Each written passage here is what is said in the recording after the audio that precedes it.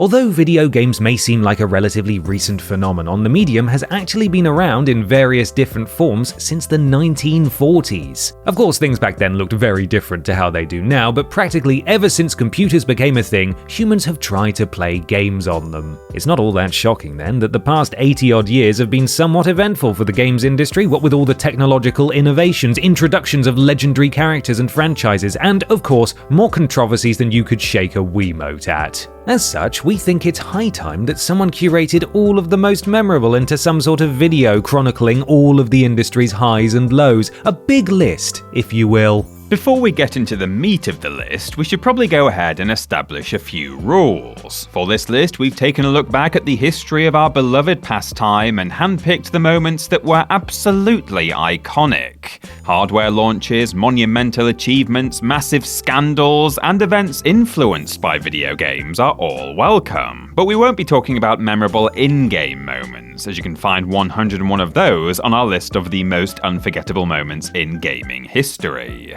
The only exception to that rule is if in-game events had real-world ramifications. You know, like if a totally unreliable news network got the idea that something scandalous happened in a game and then caused a moral panic before actually checking the facts. Just a hypothetical example, of course. Like in several of our previous big lists, these entries are in no particular order, meaning the entry in the number 101 spot isn't necessarily any less important than the entry in the top spot. So I don't want to see any arguments about placements in the comments. I'm watching you. Right, I think that's everything. I suppose we better get on with it, hadn't we? I'm Ben. I'm Peter. And I'm Ashton from TripleJump, and here are the 101 biggest games industry moments of all time. Number 101. E.T. kills the games industry. Is it slightly unfair of us to solely blame E.T. the Extraterrestrial for the crash of '83? Maybe. But was the game still a complete dumpster fire that massively contributed to the crash? I don't think you need to phone home to know the answer to that one. Following the massive success of E.T. the Extraterrestrial, the movie, Warner Communications acquired the license to make a video game about the exploits of the friendly little alien, and it fell to Atari to develop the tie-in title. Game designer Howard Scott Warshaw was brought on board, and by the time this had happened, he had been left with just 6 weeks to create the game so that it would be on shelves in time for the holiday season. Given the limited development window, Warshaw did his very best, and after a 6-week slog, there was a game. Initially, it sold rather well. However, of the 2.6 million copies that were purchased by the end of 1982, nearly 700,000 were returned, and ultimately, the unsold cartridges were dumped in a landfill in New Mexico. The damage was done, though. A number of subpar products, including Pac-Man for the Atari 2600, had knocked consumers' confidence in the industry, and E.T. was the final nail in the coffin. The games industry experienced a massive crash in 1983, Atari never recovered, and it took years for consumers' faith to be restored. If there are lessons to be learned from this whole debacle, it's these. 1. 6 weeks is not enough time in which to develop a video game, and 2. Even if you bury your mistakes in the desert, they won't be forgotten. Number 100. NCAA athletes sue EA. Ever since the late 80s, developers have been using the likenesses of sports stars in their video games. However, most of them tend to get permission to do so and pay the athletes whose likenesses they're using. Not EA, though. No, they decided that silly things like asking if they could actually feature players and compensating them accordingly were for chumps, and so they just used a load of college football players' likenesses in NCAA football titles throughout the 2000s. This didn't exactly go down well with said players, and in 2013, EA were forced to settle a lawsuit brought forth on the players' behalf to the tune of a whopping $60 million, which was divided by the roughly 25,000 athletes whom lawyers found to have a legitimate claim. Not only did the lawsuit see players finally compensated, but it also opened the door for them to potentially share in the profits of university-level sports, as they were previously not allowed to be compensated for playing for their schools. Following the suit, EA stopped making NCAA football games, though the series is set to make a return in 2024. It would seem that the controversial studio hasn't learned its lesson, though, because at the time of writing, EA are being sued again, this time for trying to offer deals directly to college athletes rather than going through the proper channels. They just can't bloody help themselves, can they? Number 99. Esports Entertainment Association uses players' PCs to mine Bitcoin. We're turning our attention from real-world sports to esports now, and it turns out that it isn't just EA that are happy to do things without getting permission first. In 2013, the Esports Entertainment Association received heavy backlash from fans after it was discovered that its client software contained code that utilized the GPUs of users to mine Bitcoin. How on earth does that work, you might be wondering to yourself? Well, according to Investopedia, mining is performed using sophisticated hardware that solves an extremely complex computational math problem. The first computer to find the solution to the problem receives the next block of bitcoins and the process begins again. Cryptocurrency mining is painstaking, costly, and only sporadically rewarding. Great. The main issue with mining for cryptocurrency is that it requires powerful hardware and uses a pretty intense set of processes, meaning that it not only canes your PC, but also uses a buttload of electricity whilst doing so. Basically, it's more trouble than it's worth, unless, of course, you're using someone else's machine and someone else's electricity. The ESEA, an abbreviation that's a little too close to EA for comfort, were initially rather flippant about the whole debacle, with League Administrator Eric Thunberg writing, 100% of the funds are going into the S14 prize pot, so at the very least your melted GPUs contributed to a good cause. Oh, dick. They did later apologize, however, and donated the $3,713.55 they'd made from the scam to a cancer charity, matching the donation with their own funds. Number 98. Guitar Hero 3 becomes the first video game to gross $1 billion. For literal decades, many people didn't take the video games industry seriously. Many refused to recognize the medium as the art form it is, wrote off video games as a passing fancy, and thought that they were just a pastime for kids. Oh, how wrong these folks were. Despite the aforementioned crash of '83, the games industry has been steadily growing over the years, and it now generates revenue somewhere in the region of $350 billion. It's not uncommon these days for video games to gross massive amounts of cash, but the very first to make $1 billion was Guitar Hero 3 Legends of Rock. According to the now former Activision Publishing CEO Mike Griffith, the 2007 rhythm action title hit the milestone during the 2008 holiday season. Those who were looking to purchase a copy of the title at the time will probably remember how hard it was to get a hold of it, as it was selling out left, right, and center. Guitar Hero 3's success wasn't just good news for Activision, though. It was good news for the industry as a whole, proving to the world that video games were a medium to be taken seriously, as they had the potential to earn just as well as books, TV shows, and even Hollywood blockbuster movies. Now, had E.T. not ruined things for everyone, the industry might have reached that milestone a lot earlier, but hey, at least they got there in the end. Well, sounds to me like the drinks are on Activision and Xbox. Number 97. The Half-Life 2 leak. It's rather disappointing when a game you're looking forward to gets delayed. Most people will have a grumble about it to their mates or whinge about it on Twitter. Not Axel Gemba, though. When he found out that Half-Life 2 wouldn't be released in late 2003 as Valve had promised, he hacked into their servers and stole the source code, which is certainly one way to go about things, though not one we'd recommend. Initially, Gemba only intended to look for information on the sequel to his favourite game, Half-Life, as Valve hadn't exactly been forthcoming with the information. However, with a bit of digging, he was able to find a way into the network, and when weeks passed and no one had noticed he was there, he pushed a little harder and found the source code. He later shared it with a friend who posted it online. Naturally, Valve were quite pissed off, and CEO Gabe Newell even went out to the community to ask for their help in tracking down the hacker. Months later, Gemba turned himself into Valve, who had led him to believe that they wanted to hire him as a security auditor, though they actually planned to have the FBI arrest him as soon as he set foot on American soil. In the end, German police got to Gemba first, and ultimately he was held responsible for the hack but not the leak, and sentenced to 2 years probation. Thankfully, none of this ended up hurting Half-Life 2's sales, though hopefully Valve have beefed up their security somewhat since then. Number 96. The launch of the Nintendo Wii.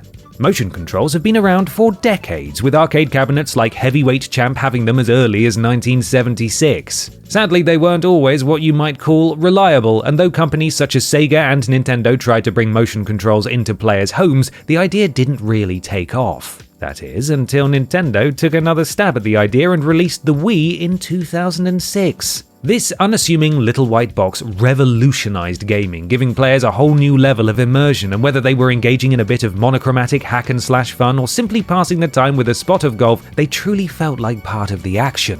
The Nintendo Wii didn't just change how we played games though, it changed who was playing them. No longer was the games console an item that dwelled only in the dark bedrooms of teenagers, it was in the living room, and everyone from tiny tots to grandma and granddad were getting in on the fun. Peripherals like the Wii Fit balance board also got gamers up off the couch and doing a bit of exercise, and party titles like Mario Party 8, Mario Kart Wii, and Wii Sports were bringing people together to play games like never before. Yes, the motion controls didn't always work and it wasn't the most powerful piece of kit, but even today you can pull out your Wii at any social gathering and people will be having a blast in no time. Number 95. Sega vs Nintendo, the first console war. For a while, throughout the 70s and early 80s, it seemed that everyone and their dogs were producing games consoles. Atari, Mattel, Coleco, Philips, Magnavox, the list goes on and on and on. During the crash of '83, however, a number of manufacturers either pulled out of the console market or folded entirely. Not all was lost though, as like a pair of phoenixes rising from the ashes, Sega and Nintendo rose and gave the world the Master System and the Nintendo Entertainment System respectively, and the first console war was on. It raged throughout the late 80s and early 90s, but unlike a regular war, which is fought with guns, grenades and such, the first console war was fought with cutting remarks and adorable mascots. Advertisements like Genesis does what Nintendo don't ran in magazines, and the gamers of the world were forced to choose a side. In the red corner, a mustachioed Italian plumber. In the blue, an incredibly speedy hedgehog. The first console war arguably ended in 1994 when Sony launched the PlayStation, and in 2001 Sega dropped out of the console market entirely following the failure of the Dreamcast. At the turn of the millennium, a new rivalry emerged, and the second console war began, though that deserves an entry all of its own, so we'll get to it later. In the end, it seems that the only thing Sega did that Nintendo didn't was fail at making games consoles. Rest in peace. Number 94. Keanu Reeves' surprise E3 appearance. It's always nice to get a little surprise, isn't it? 2 yolks in 1 egg, a $5 stuffed inside a birthday card, an extra chicken nugget in your Happy Meal. Top tier stuff. Those in attendance at E3 2019 also got a tasty little surprise when they attended the Xbox presentation and a special guest was introduced. Only Keanu bloody Reeves. As Reeves' name was announced and the Hollywood star took to the stage, the audience went absolutely mental. Such was the furore that Keanu had to plead with the expo goers to allow him to actually pitch the game. Rewatching the clip, it's clear that Reeves is incredibly excited to be part of the game, his enthusiasm for the project coming through as he shares CD Projekt Red's plans for Night City. Perhaps what the presentation is most famous for, however, is Reeves' response to a particularly enthusiastic audience member. After he shares that the game's setting is going to be breathtaking, someone in the audience shouts back, "You're breathtaking," which Reeves responds to with a giggle and "You're breathtaking.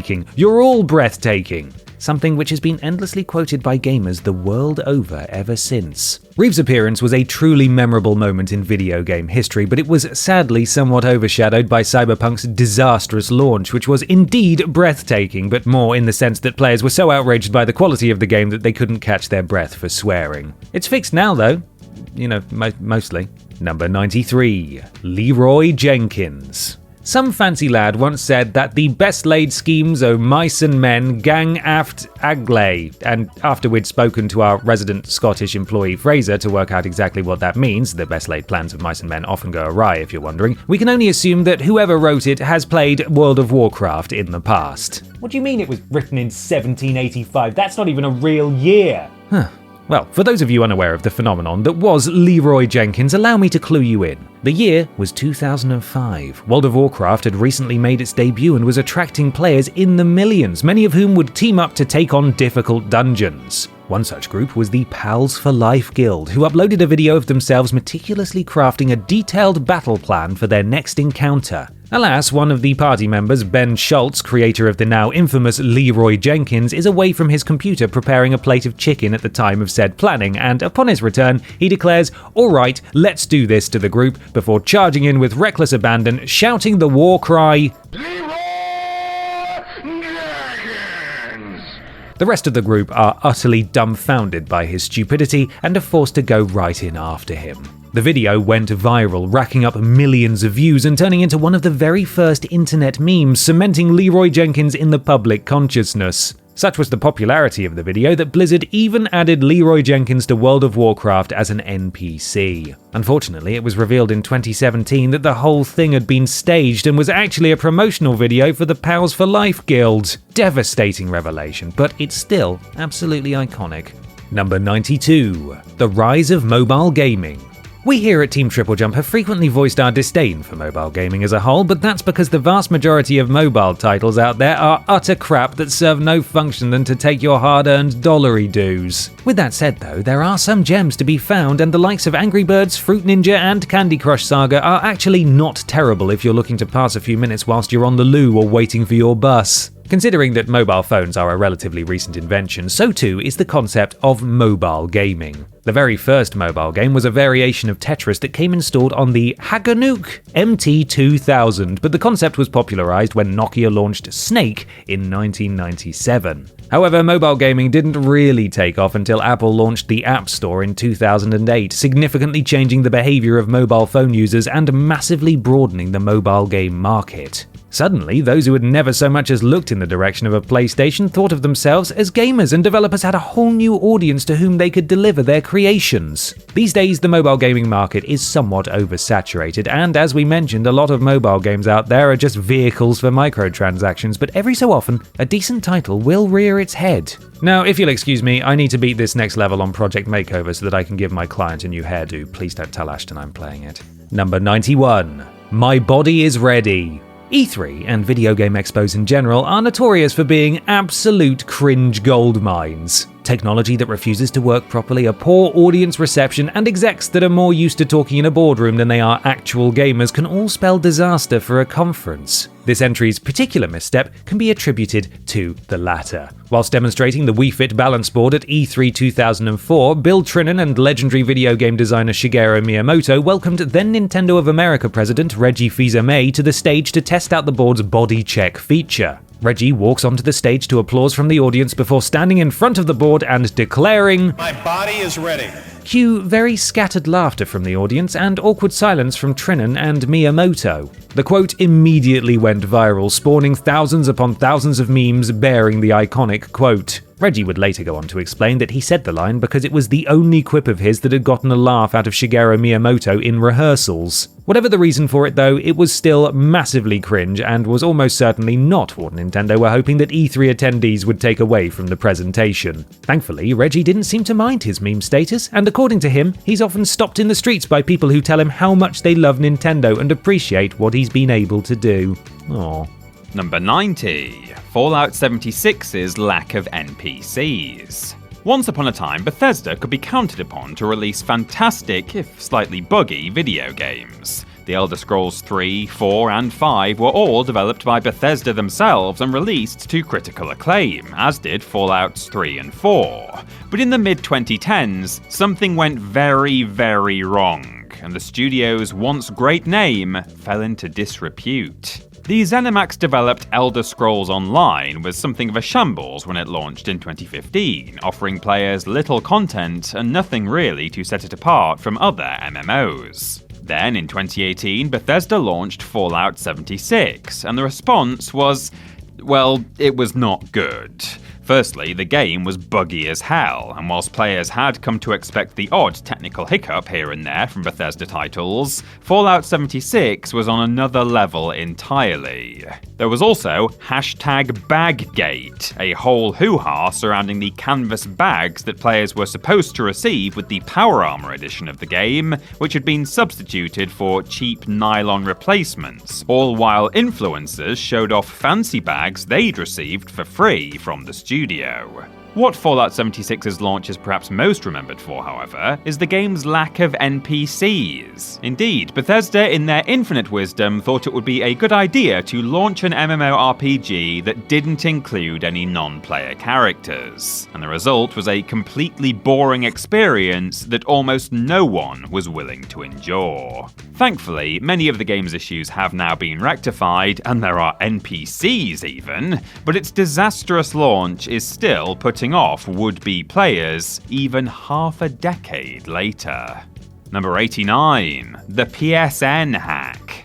We've already seen how a lack of digital security can cause big problems for a video game company, but if you thought the theft of Half-Life 2's source code was bad, just wait until we tell you about the PSN hack of 2011. In that year, on April 20th, blaze it, PlayStation users around the world attempted to log onto their PS3s and PSPs only to be greeted by a message telling them the network was undergoing maintenance. No problem, most probably thought. I'm sure it will be back up in a couple of hours. However, the following day, the servers still weren't back online, and Sony asked players for patience whilst they investigated the cause of the outage, stating it might take, quote, a day or two to restore all functionality.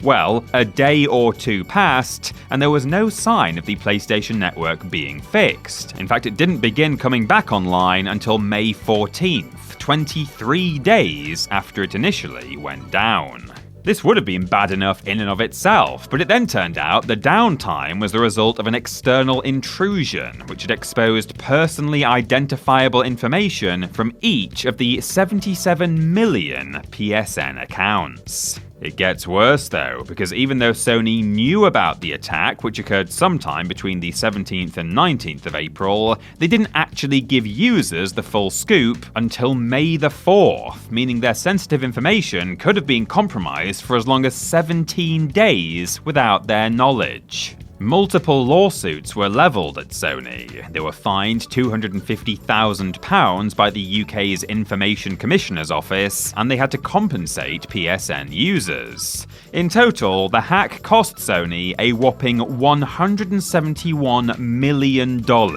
as well as the trust of gamers the world over. Jeez, talk about a bad 23 days at the office.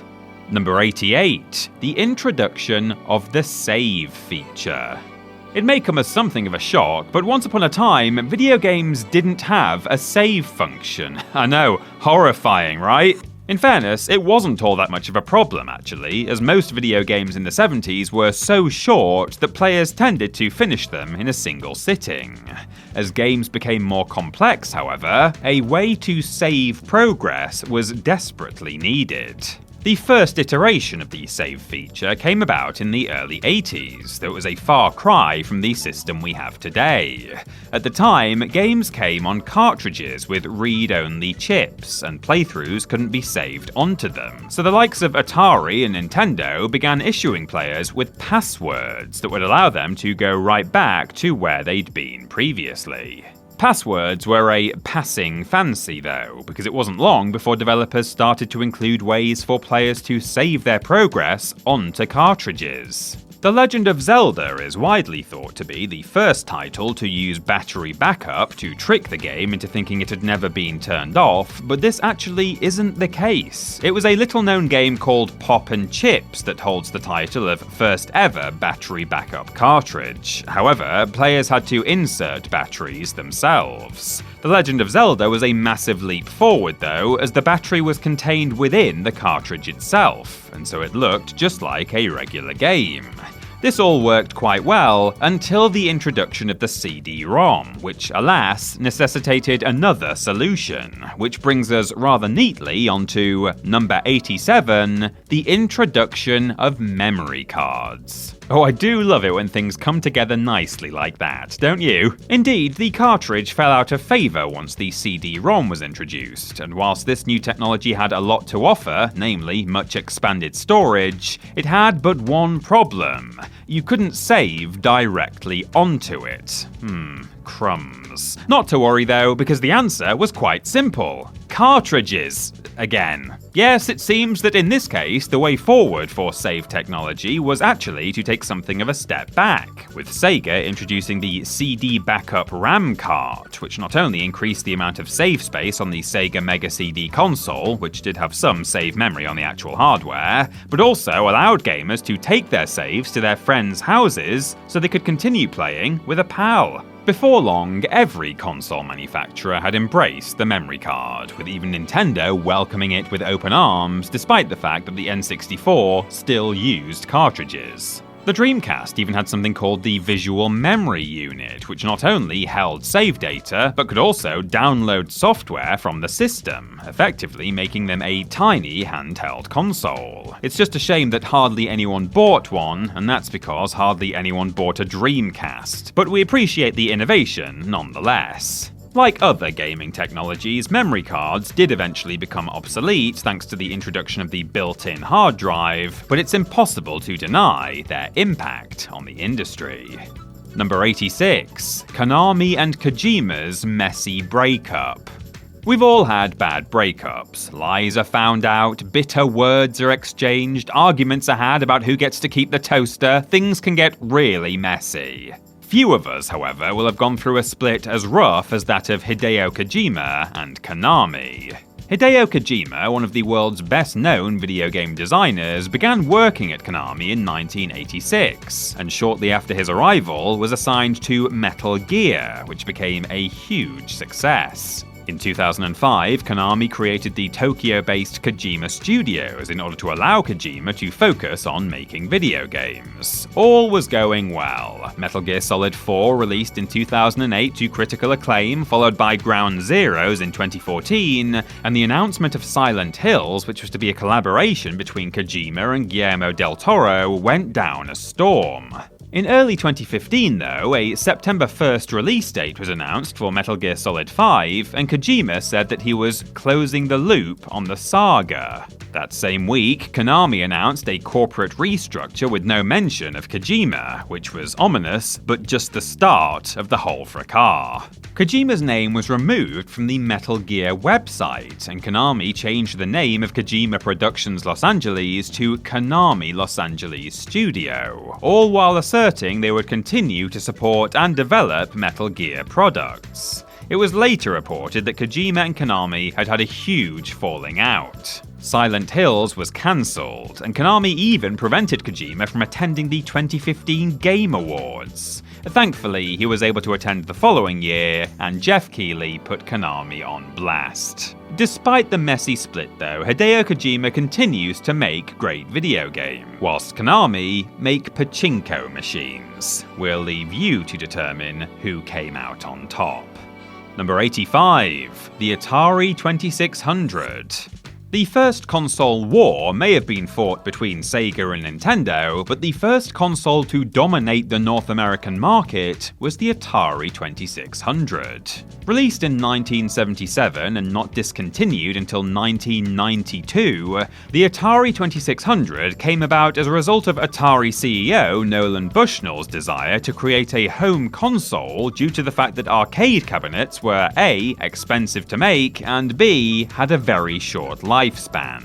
Sadly, there was a snag. Although inexpensive microprocessors had made it to market, Atari still lacked the funds to develop their own home console. Thankfully, Bushnell had the idea to sell Atari, and in 1976, the company was bought by Warner Communications, allowing the developer to get to work on the Atari 2600.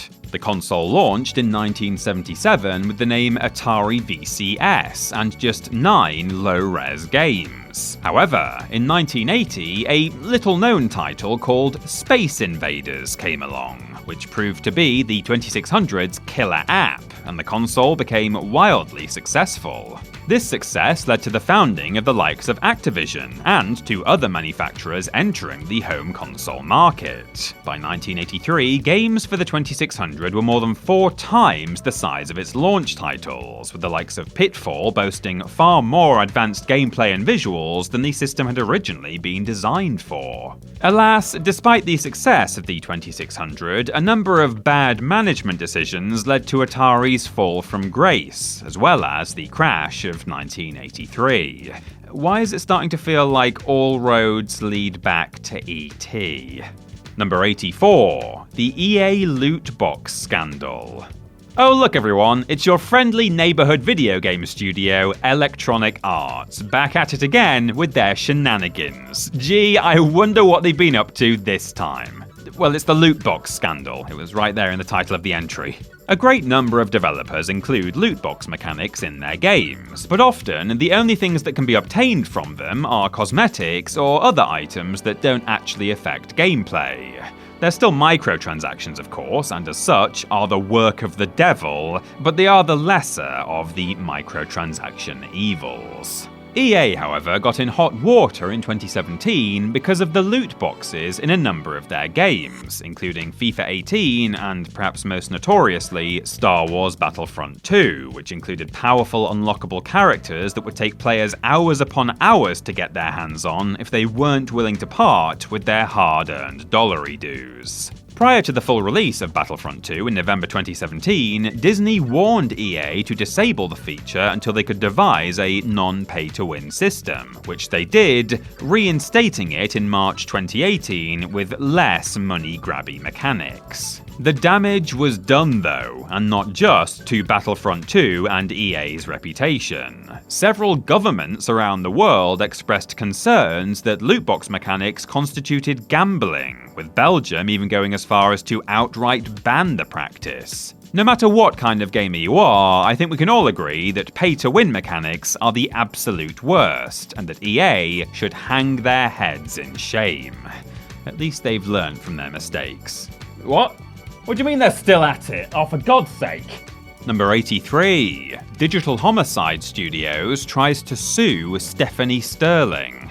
If you're a fan of Stephanie Sterling, you'll know that the popular YouTuber doesn't hold back when it comes to sharing their honest opinions about video games. Their dry wit and dark sense of humour make for highly entertaining videos, and for the most part, game developers don't take what Sterling says to heart, even though many of their criticisms are bang on the money. I say for the most part because one developer was so offended by Sterling's remarks about their game The Slaughtering Grounds that they tried to sue the critic for assault, libel, and defamation.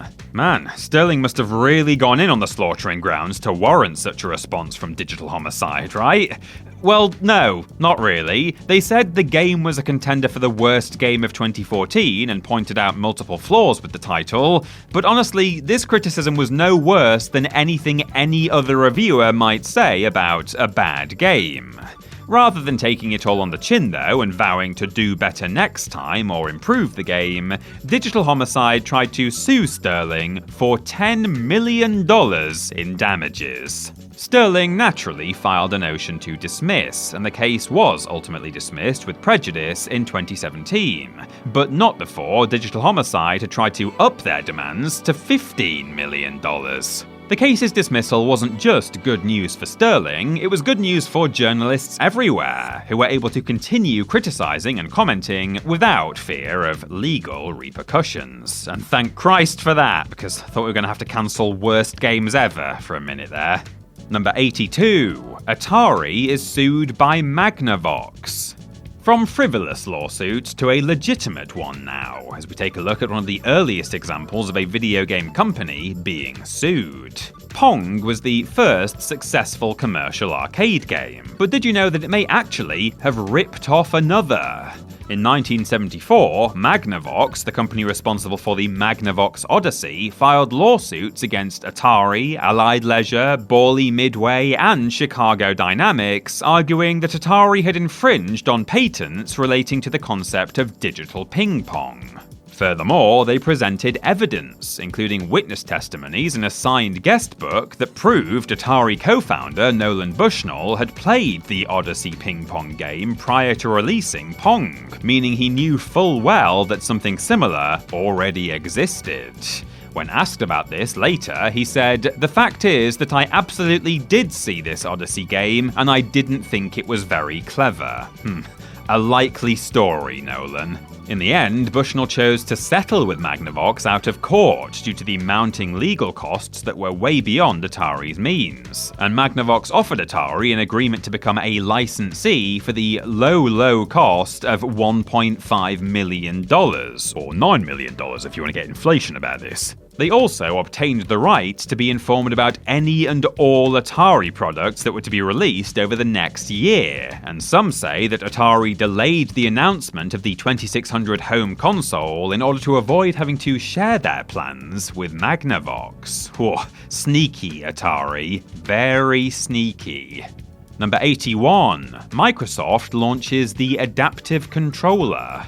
Gaming should be for everyone, but unfortunately, the fiddly buttons, triggers, and analog sticks on regular controllers can be an absolute nightmare for those with limited mobility, meaning that often, differently abled gamers are forced to miss out. All is not lost though, because video game companies are recognizing more and more the need to make titles and hardware accessible, including Microsoft, who in 2018 launched their Adaptive Controller, the world's first fully customizable, accessible video game controller that aimed to help players with limited mobility to get into, or back into, gaming. The controller itself functions as something of a hub and allows players to connect a variety of devices to it so they can tailor how they control games. Each one of the standard Xbox controller's buttons has a 3.5mm jack input on the adaptive controller, so all manner of switches, buttons, mounts, and joysticks can be connected to it to create the ultimate accessible experience.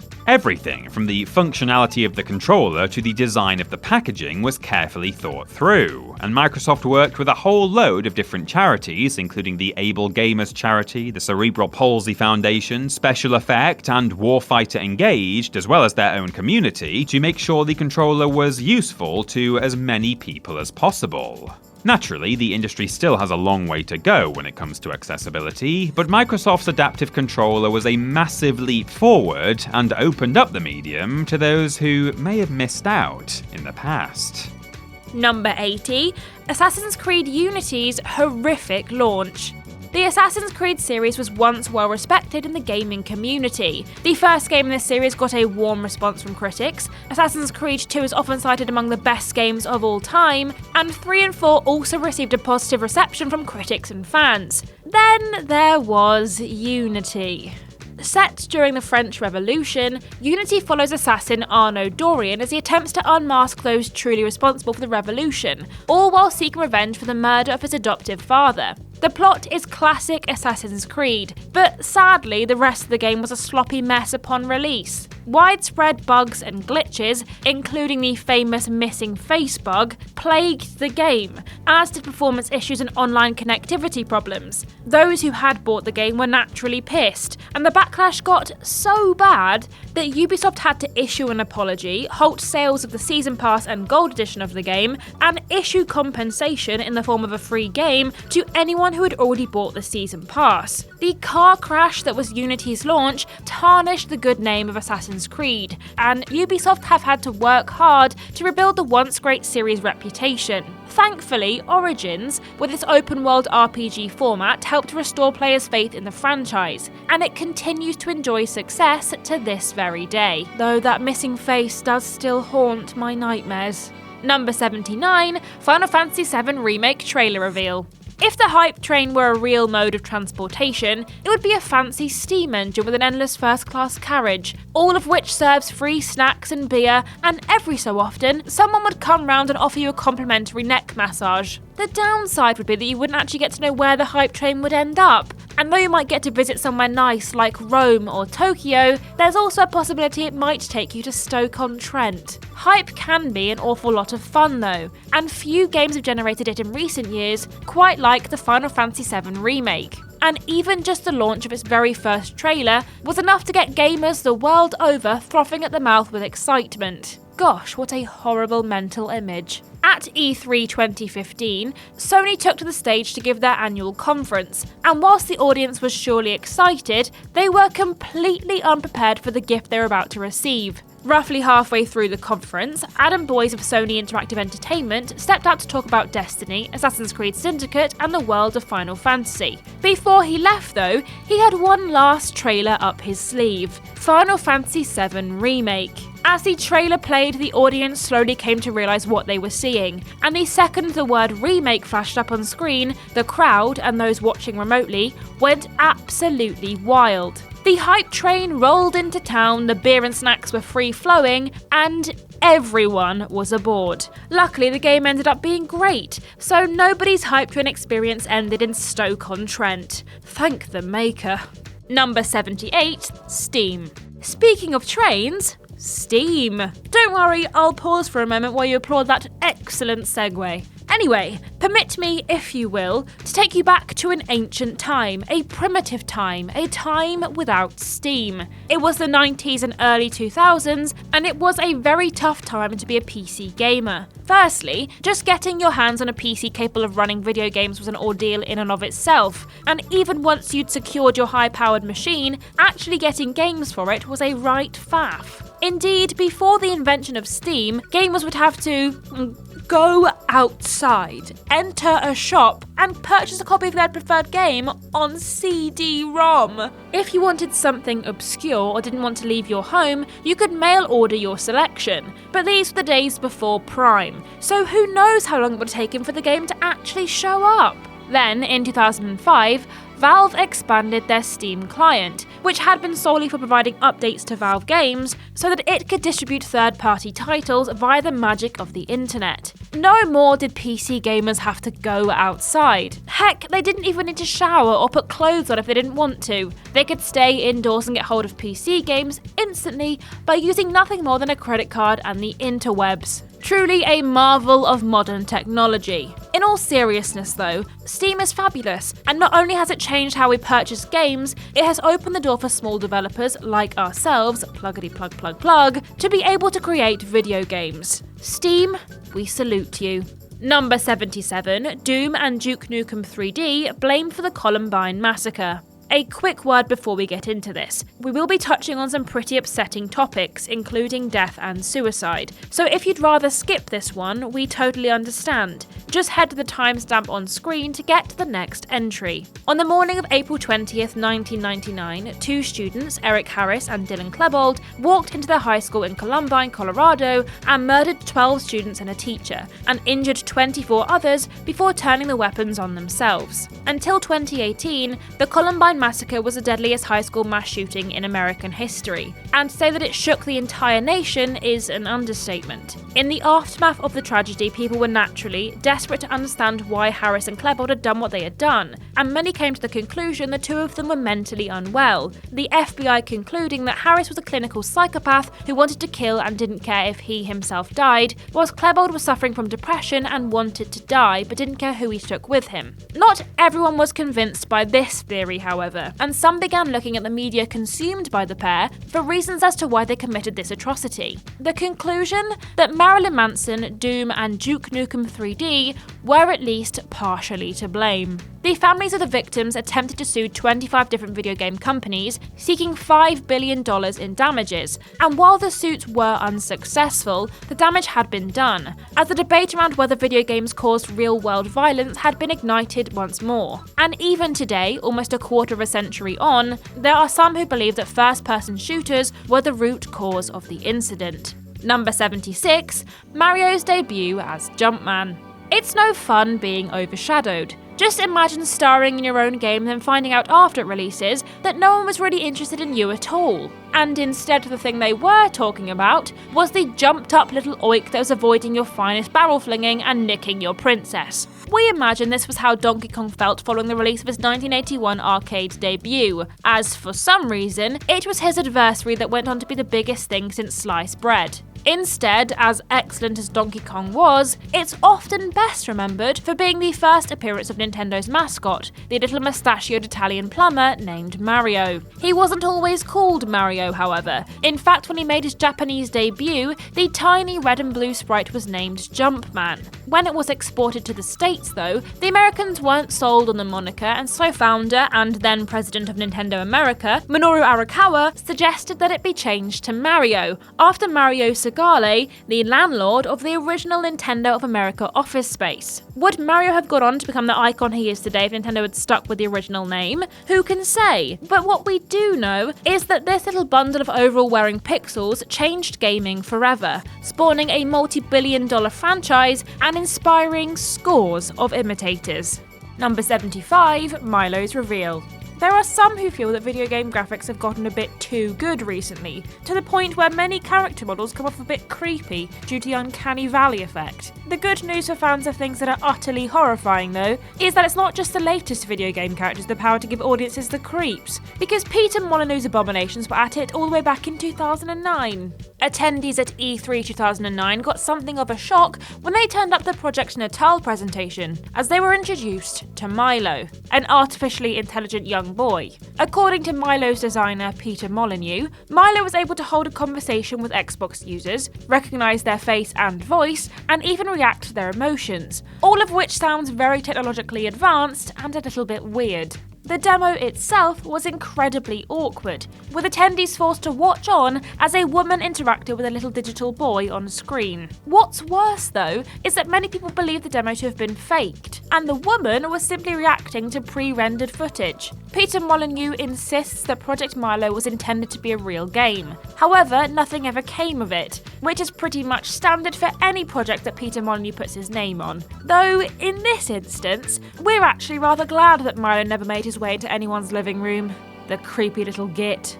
Number 74, Sony vs Microsoft, the second console war. We talked about the first console war a little while ago, and I hope you're not sick of all the fighting, because we've got another one for you now. The first console war wrapped up fairly soon after Sony entered the game. The PlayStation was a massive hit, and everyone and their dog loved the Nintendo 64, so Sega were just completely unable to keep up. Their final console, the Dreamcast, was a commercial failure, and when it was discontinued, they gracefully bowed out of the hardware contest. Just after the turn of the millennium, however, another new competitor joined the fray, and the war was back on. In 2001, Microsoft launched their debut games console, the Xbox, which wound up being the PS2's direct competition. And when Xbox Live was released just a year later, the war was truly on. Arguably, the PlayStation 2 had the better roster of games, however the Xbox allowed gamers to easily play with friends over the internet, so it was a real tough decision for consumers when it came to which one to buy. In the next generation, the PlayStation 3 went head-to-head with the Xbox 360, and both companies experienced some problems. Microsoft with the whole Red Ring of Death fiasco, and Sony with the PSN hack. By the end of the generation, both consoles had sold nearly 85 million units, so neither really came out on top. The 8th generation brought the PlayStation 4 and Xbox One, and whilst Microsoft have never published their sales figures for their console, we can't help but feel that the PlayStation 4 was the winner of that battle. What with the whole Xbox One backpedaling fracas? Alas, it would seem that this particular console war is set to rage on for a long time, as Sony and Microsoft are still going at it to this very day. Who will come out on top? Well, does anyone really care at this point? Sod it, just let them fight amongst themselves. I'll be on my Switch if anyone needs me. Number 73, Strategies, Drafts and Naught Cross Naught.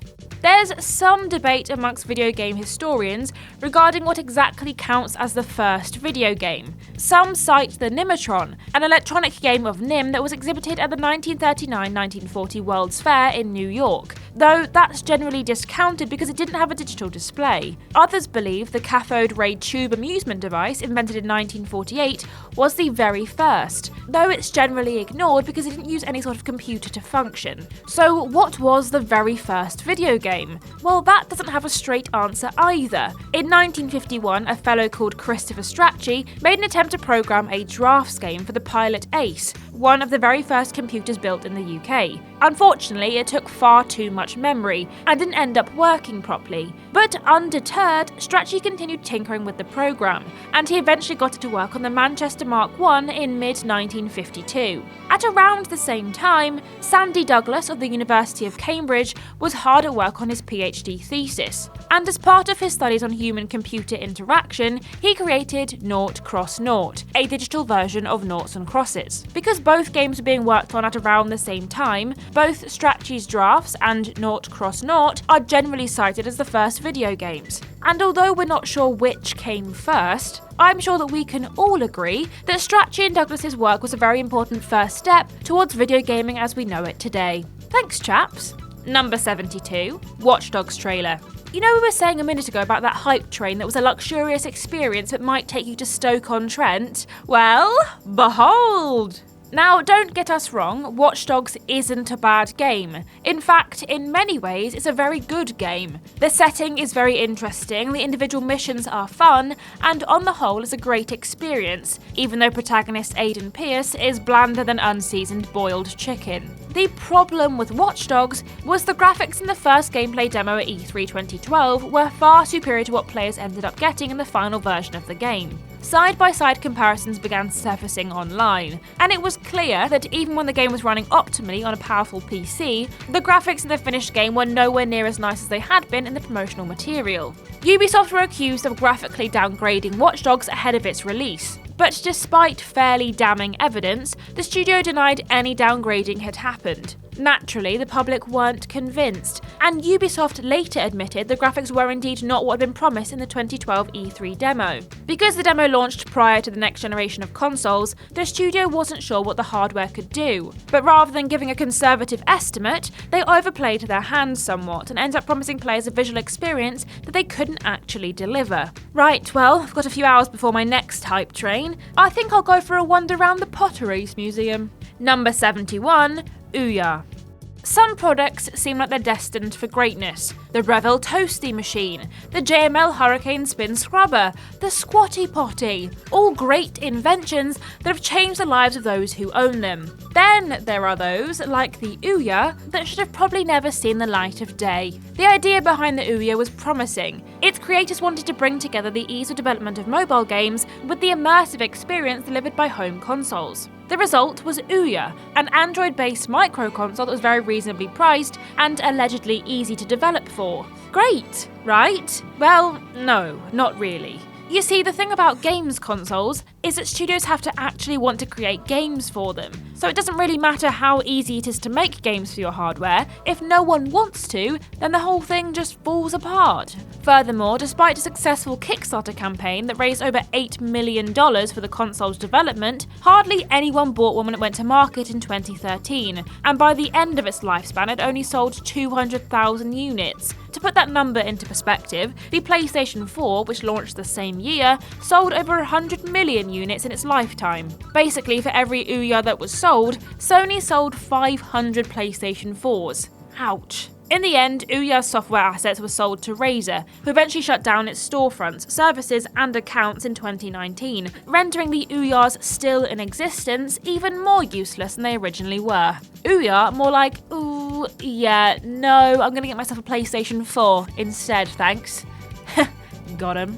Number 70. The launch of Space Invaders. No, we're not talking about the delicious pickled onion flavour corn snacks you can pick up from your local offie for the low price of 40p? In my day they were only 10p.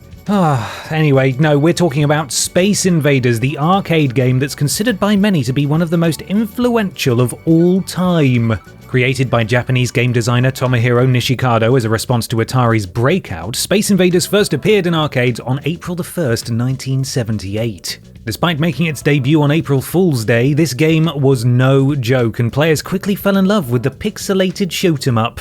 By the end of 1978, over 100,000 machines had been installed around Japan, and by the end of the following year, an estimated 750,000 machines had made their way into arcades the world over. When adjusted for inflation, the lifetime revenue of the game was somewhere in the region of $2.2 billion, so I think it's fair to say that the game struck a chord with the gaming public. It didn't just earn tons of money though. Space Invaders helped to usher in the golden age of arcade video games, which saw a period of huge growth for the industry, and it was many people's first introduction to the medium. The likes of Shigeru Miyamoto, Hideo Kojima, Satoshi Tajiri, John Romero, and John Carmack have all cited the game as being the one that got them into video gaming. I suppose the takeaway here is that without Space Invaders, there would probably be no Mario, Metal Gear, Pokemon, Doom, or Daikatana. We could probably live without that last one though, to be honest. Number 69. Nice! Hot coffee. Did we put the Grand Theft Auto San Andreas hot coffee scandal in the number 69 spot on purpose because of the very nature of the controversy? Maybe. What are you going to do about it? Sue me? Good luck, I have nothing of value. It's an unfortunate fact that whenever a game tries to push the envelope, or even sometimes when they don't, people get upset, and if you're a studio like Rockstar, who are often flouting the line between good and bad taste, you should probably just stay perpetually ready for drama. Alas, it would seem that even when Rockstar are actively trying not to court controversy, they still manage to land themselves in hot water. Was that a coffee pun? Maybe, but I'll never tell. The Hot Coffee minigame was found hidden in the code of Grand Theft Auto San Andreas by modders, and it was quickly released online. In it, players take control of protagonist Carl C.J. Johnson as he, does the nasty with his girlfriend, and when I say take control, I mean exactly that. To say that there was backlash is probably an understatement. Despite the sequence not actually appearing in the game, there were calls for it to be re-rated from M for mature to AO for adults only. Several people tried to sue Rockstar, and Hillary Clinton tried to introduce the Family Entertainment Protection Act in response to the minigame. You wouldn't have had any of this in Britain. A hot tea minigame would have been just lovely. Number 68. No Russian. Since we're on the subject of controversy, we might as well stick with it, though this one's of the less nudie variety. No Russian is a level in 2009's Call of Duty Modern Warfare 2, which sees players participating in a terrorist attack on a Russian airport in order to maintain their undercover status and earn the trust of terrorist linchpin Vladimir Makarov. Yes, you heard that correctly. Infinity Ward and Activision thought it would be a good idea to include a level in their game that allowed players to participate in terrorism. Just let that sink in for a moment. No, not you. Oh, for God's sake, what does it want now? The general public were incensed by the inclusion of the level, with many calling for the game to be outright banned, and it ended up being heavily censored in several different countries. In Japan and Germany, for example, players would be given a game over screen if they killed any civilians. The level was linked to several real-life premeditated attacks, such as the 2011 Domodedovo International Airport bombing and the 2011 Norway attacks, which naturally caused the media to go gung-ho on the video games and real-life violence debate. Thanks, Modern Warfare 2. I thought we'd put that one to bed. Though the initial backlash was significant, all has seemingly been forgiven as the level was included in the 2020 remaster of Modern Warfare 2 and nary an eyelash was batted. Probably because, in the grand scheme of things, it's the least bad thing Activision has done recently. Number 67. Microsoft's Car Crash E3 2013 conference. If you've ever had to give a presentation, you'll probably know how hard it can be to get your audience on side. With that said though, if you're a console manufacturer giving a presentation to gamers about your brand new gaming machine, then it should be a little less tough. I say it should be less tough because not all console reveals go to plan, as evidenced by Microsoft at E3 2013. Admittedly, the run-up to the conference hadn't exactly been smooth sailing for Microsoft. Rumours were circulating that the Xbox One would have a lot of features that players weren't keen on, like forced internet connectivity, mandatory Kinect use, and the blocking of used games. Thankfully, at E3 2013, Microsoft were able to set the record straight. It was all true, but at least they had good reasoning for why all these features were included with the new console, right? Well, no, not really. Gamers were outraged, and before the 8th generation of consoles had even launched, it was clear that the PS4 would be the public's favourite. Such was the backlash that Microsoft were forced to backpedal in the weeks following the Xbox One's announcement, and by August 2013 they had officially dropped all of the controversial features. Still, the damage was done, as the sales figures prove. By 2023, 117 million PS4s had been shipped, whilst Microsoft only managed to shift a pitiful 58 million Xbox Ones. Ouch. I suppose there were a few less bottles of Bolly at the company Christmas do in 2013. Number 66. StarCraft 2 match fixing.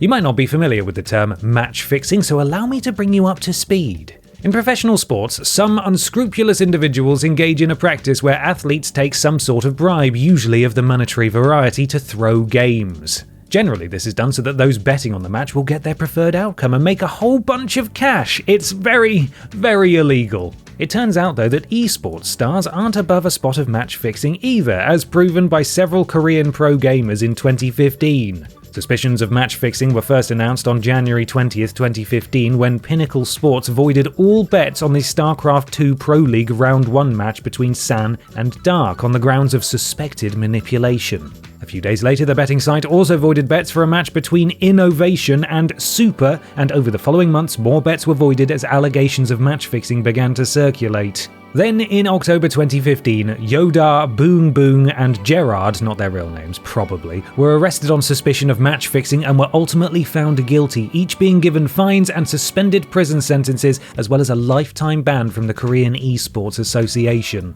The scandal wasn't over though, because in January 2016, Life, then considered one of the best StarCraft 2 players of all time, was arrested as well. He and other player Byong, along with former Brood War player Enough, were prosecuted, and Life was given a fine and a suspended prison sentence, plus the old lifetime ban. No punishment would undo the damage that these individuals did to the Korean esports scene, however, and it will be a long time indeed before fans' faith was restored. Number 65. Billy Mitchell, the alleged Donkey Kong cheat. From sort of cheating to alleged out-and-out cheating now, as we turn our attention to a man that supposedly fooled the entire world into thinking he was one of the most skilled gamers on the planet. Billy Mitchell, an American gamer, is famous for two reasons. One, he holds numerous world records on classic video games, including a perfect Pac-Man score, and two, he might not actually have achieved all of the things he claims to have. Throughout the 80s and 90s, Mitchell rose to prominence thanks to his video game prowess. He was part of a spread in Life magazine which featured various video game champions, and in 1999 he claimed a score of 3,333,360 on Pac-Man, the first person in history to attain such a feat. It all came crashing down in 2018 though, as internet sleuths began investigating whether Mitchell's high scores were legitimate. The result was that Twin Galaxy, a video game database, did their own analysis and reported that Mitchell had used emulation to achieve the scores, which was against their rules. Twin Galaxies and Guinness World Records stripped Mitchell of his accolades, though after review, Guinness did give Mitchell back his world records. Twin Galaxies stood by their ruling, however, branding Mitchell a cheat. Mitchell, in response, tried to sue them, and later tried to sue YouTuber Carl Jobst for defamation after Jobst also called him a cheat. So, for the purpose of not getting sued, Billy Mitchell definitely 100% got those high scores legitimately and is absolutely not a cheat. Number 64. Mass Effect 3's ending and BioWare's fall from grace. If you were to step into a time machine and head back about 15 years, then ask a gamer their thoughts on BioWare, it's likely they'd tell you that they're the masters of the RPG, having bestowed such wonderful titles as Star Wars Knights of the Old Republic, Baldur's Gate, and Mass Effect upon the world. These days, however, BioWare are generally thought of as a studio that used to develop great RPGs, but these days tend to put out utter tosh. It all began with Mass Effect 3's ending. You see, throughout Mass Effect 1 and 2, players were promised an ending to the trilogy that would be based on the choices they'd made throughout the three games, and as such they were expecting something complex and mind-blowing from the end of Mass Effect 3. Unfortunately, what they got was nothing more than the opportunity to choose a course of action, with the options having nothing to do with anything they'd done up to that point. The next blip was the very poorly received Mass Effect Andromeda, a new story set in the Mass Effect universe. Agnostic of the rest of the series, Andromeda wasn't a bad game, but by comparison it was a total failure with a boring plot and a number of missed opportunities, and of course all of the bugs in the world. BioWare's most recent non-remake effort, Anthem, got an even worse reception than Mass Effect Andromeda, garnering average review scores in the 50s and 60s and generally being considered a disappointing effort. At the time of writing, the studio is working on a new Dragon Age and a new Mass Effect, but based on their most recent offerings, I can't say we're holding our breath. Number 63. Microsoft joins the game.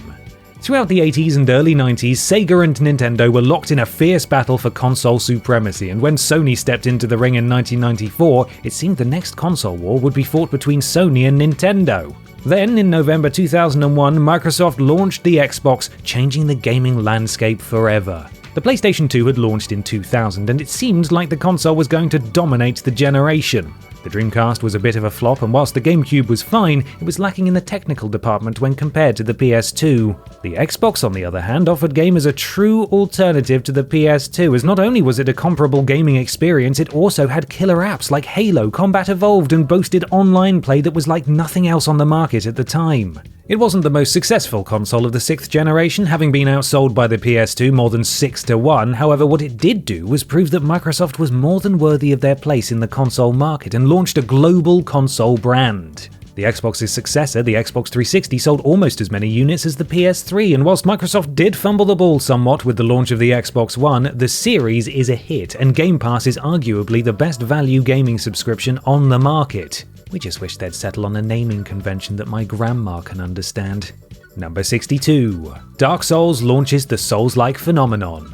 If you cast your mind back a little over 12 years, or more if you're watching this video in the future, you can probably remember a time where the phrase "get good" was completely meaningless. Since 2011, however, it's been one of the most prevalent catchphrases in all of gaming, and that's thanks to one title, From Software's notoriously difficult RPG, Dark Souls. This wasn't the first game that the company had put out that was harder to crack than a concrete walnut. In 2009, they gave the world Demon's Souls, a title that proved gamers had an appetite for challenging games, and its moderate success paved the way for Dark Souls, which was truly revolutionary.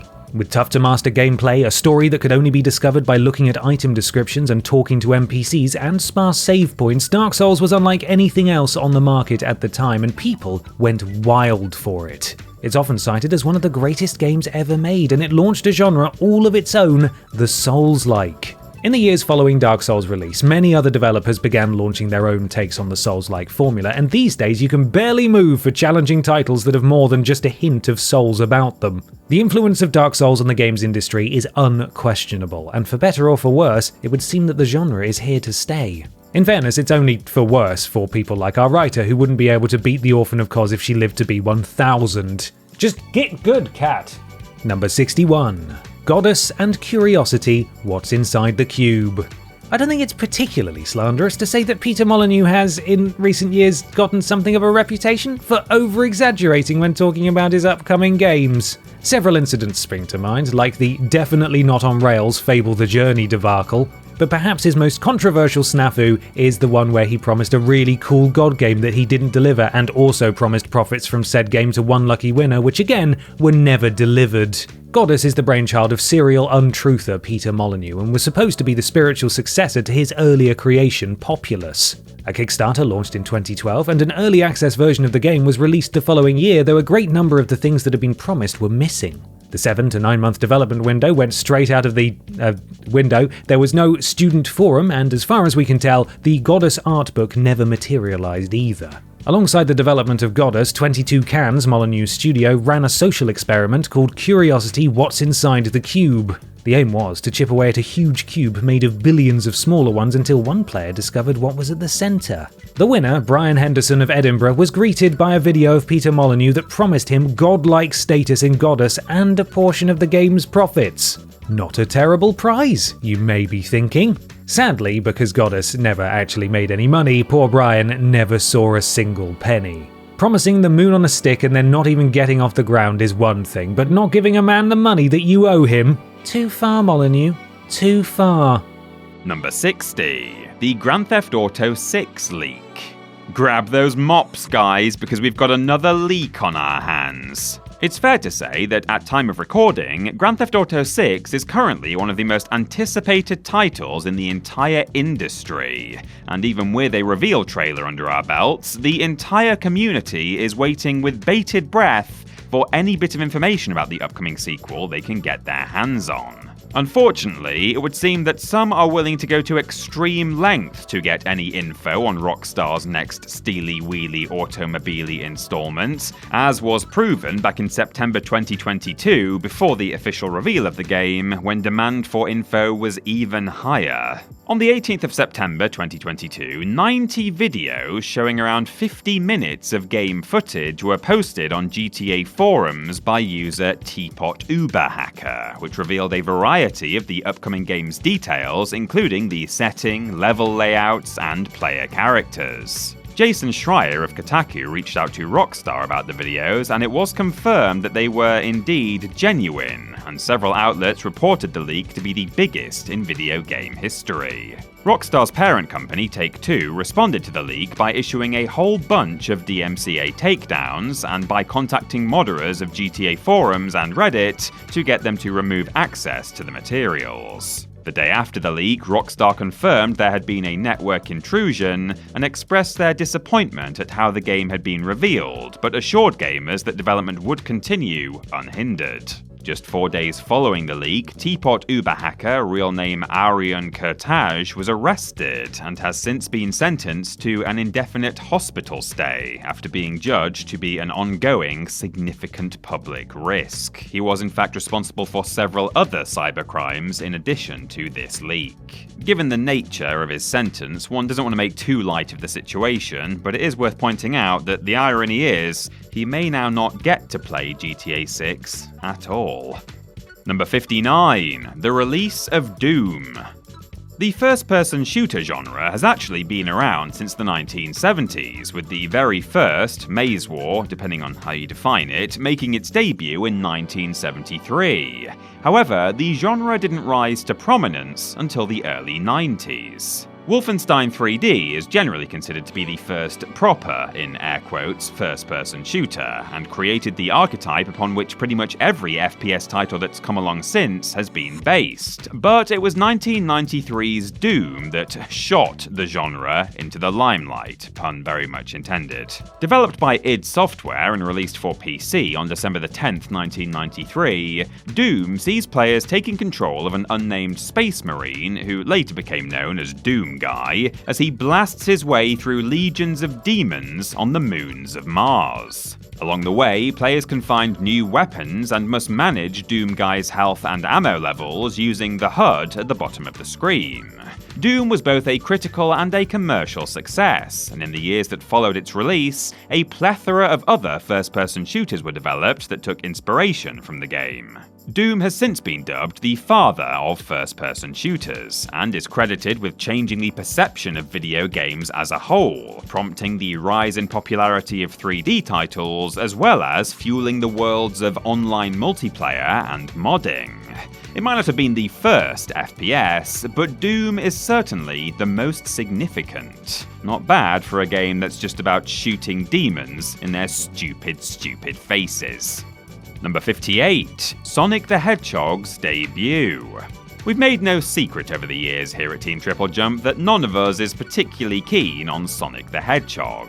However, even we are unable to deny his impact on the industry and his status as a video game icon, and as such, we must recognise the importance of his 1991 debut. We prefer the earlier games anyway. The spiky blue lad made his first appearance as the eponymous protagonist of Sonic the Hedgehog, a game that was created specifically to give Sega a mascot that would rival Mario. Sonic's design was the work of Naoto Oshima, and was created by combining Felix the Cat's head with Mickey Mouse's body and slapping on shoes inspired by the cover of Michael Jackson's Bad album. That is, his album called Bad, not a poor quality album. Originally, the character was simply called Mr. Hedgehog. However, his moniker was later changed to Sonic, and the development team took his name for their own, dubbing themselves Sonic Team.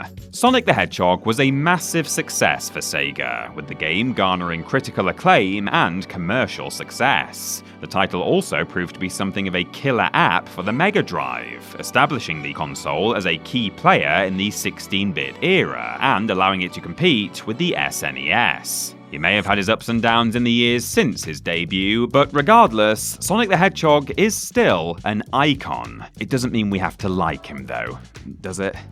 Number 57. Is this an out-of-season April Fool's joke? More Expo fun for you now, but for once, this particular dose of cringe doesn't come courtesy of E3, but instead from our chums over at Blizzard. Allow me to paint you a picture. The year is 2018, you've gotten tickets to BlizzCon, and you excitedly sit in the audience knowing that Blizzard have a big Diablo announcement up their sleeves that they've been hyping for months. You wait in anticipation, and finally, Wyatt Cheng takes to the stage to deliver the huge news, which is definitely gonna be Diablo 4, right? Wrong. It was Diablo Immortal, a horrid microtransaction-y mobile game that was announced on that now notorious day, and the disappointment in the room was palpable. Nobody wanted this, everyone just wanted to hear about the follow-up to Diablo 3. Where was the announcement of a follow-up to Diablo 3? All was not lost though, because amongst the chaos and confusion, a beacon of hope stood up to tell Blizzard exactly what everyone was thinking. A bespectacled gentleman who went on to become known as Red Shirt Guy stepped up to the mic during the Q&A portion of the event to utter words that live on in infamy. Is this an out-of-season April Fool's joke? The crowd were right behind their scarlet-shirted savior, and the team on stage was clearly blindsided by the backlash. In case you're wondering, Red Shirt Guy did try Diablo Immortal when it first released in June 2022, and it's fair to say that he wasn't exactly impressed. Number 56. The Switch marks Nintendo's triumphant return. Since the release of the N64, it would seem that Nintendo have followed something of a pattern with their home console releases. They'll launch a great one, then a cruddy one, then another great one, followed by another cruddy one. Rinse and repeat. There was the N64, which was awesome, then the GameCube, which was, alright, not cruddy, but certainly kind of meh compared to others in the generation, then the Wii, which was brilliant, and then the Wii U. This kicked off the 8th generation of video game consoles, but didn't so much as arrive on the scene with a bang, but rather with an awkward shuffle accompanied by a fart. It had some interesting ideas. The screen built into the controller, for example, was certainly novel, but overall, it didn't really know what it wanted to be. And this, along with a serious lack of compelling launch titles, meant that it wasn't a hit with players, and by the end of its life cycle, only 13 million units had been shipped. Compared to the Xbox One's 58 million and the PS4's 117 million, it's a bit pitiful. However, Nintendo might have been down, but they certainly weren't out, and in 2016 they announced the Switch, a hybrid console that could play games on the go and then easily dock to connect it to players' TVs. To say that the Switch is a hit is an understatement. The little console has outsold the PS4 by over 15 million units, and it's the third best-selling video game console of all time, behind only the DS and the PS2. Nintendo smashed it out of the park with the Switch and truly redeemed themselves after the flop that was the Wii U. This is all good news, but the bad news is that based on Nintendo's aforementioned good bad track record since the 90s, whatever follows the Switch probably won't be worth writing home about. No, I'm sure it probably will, actually. It's not a good rule of thumb, I admit. Number 55. 6 Days in Fallujah sparks outrage. Basing any kind of media on a real-life event, especially a tragic one, can be a tricky business, as it's key to make sure you're being as truthful as possible, avoiding upsetting anyone who was involved, and aren't exploiting the situation for entertainment value. That's a lot of plates to spin. Sadly, it would seem that Atomic Games, the original developer behind 6 Days in Fallujah, didn't exactly nail the formula. Originally announced in 2009, 6 Days in Fallujah is based on the Second Battle of Fallujah in the Iraq War, and takes place over a span of, you guessed it, 6 days. It was meant to be released in 2010, however, significant backlash meant it didn't actually see release until 2023, when it went into early access. A wide variety of people, from veterans and Iraqi civilians to anti-war groups, opposed the game, arguing that the battle was far too recent for it to be in good taste, it wouldn't be able to properly handle the sensitive subject matter, and that it would twist facts to develop a pro-America narrative. In response to the backlash, publisher Konami backed out, and Atomic Games were unable to find anyone else willing to take a chance on the title. The studio went bankrupt in 2011, and for many years, 6 Days in Fallujah's future was uncertain. However, it was picked up again by developer Highwire Games and publisher Victura in 2016, and after several delays, went into early access in 2023. The controversy may have lessened by that time, but the game still has its detractors, mostly due to its one-sided presentation of the conflict. Number 54. The introduction of online multiplayer. Back in the day, if you wanted to play a video game with someone else, then you'd either have to hope that one of your parents or siblings was willing/able to come and join in the fun, or you'd have to cart various bits of hardware to a friend's house so that you could play with them. And even if you were able to fulfill these criteria, you'd still have to put up with split screen on a teeny tiny telly. Not ideal. Many console manufacturers attempted to utilize the internet to resolve this problem throughout the 80s and 90s. The Play cable for the Intellivision gave internet connectivity to consoles as early as 1980, though it was only for downloading games, and it wasn't at all popular. It would be another 2 decades before true online play became available to the masses, and it was the Dreamcast that was the very first console to include a built-in modem that allowed users to play games online. Alas, the console, and by extension its online capabilities, wasn't popular, and SegaNet shut down just 11 months after its launch. Luckily, Microsoft and Sony were there to continue carrying the torch, with both the PlayStation 2 and the original Xbox giving users the opportunity to play video games online with their friends. Since then, the popularity of online gaming has continued to grow, and nowadays it's estimated that as many as 1 in 4 adults in the UK play some form of online game. So thanks, Dreamcast. It wouldn't have been possible without you. Number 53. The world is engulfed by Pokemon Go fever. For decades, governments the world over have been trying to get their citizens out and about and doing more exercise, and for the most part, they haven't been particularly successful at encouraging folks like our writer, who hates exercise with a passion, it says here, to get off the couch and burn a few calories. It turns out the answer was quite simple though. Just promise people the opportunity to catch imaginary animals and they'll be falling over themselves to go outside and walk about. In 2016, Pokemon Go was released worldwide for iOS and Android, and it was an immediate smash hit. The game tasks players with wandering about in the real world and catching Pokemon using their smartphones. As players move around, new Pokemon will appear, and they'll need to visit Pokestops to gather Pokeballs and other items, as well as gyms where they can battle super tough Pokemon. Despite the game only garnering middling reviews from critics, the public went mad for it, and within just 2 days of its release, Pokemon Go was installed on 5% of Android phones in the US, which might not sound like a lot, but that meant it was on more phones than Tinder, and its daily active users was neck and neck with Twitter.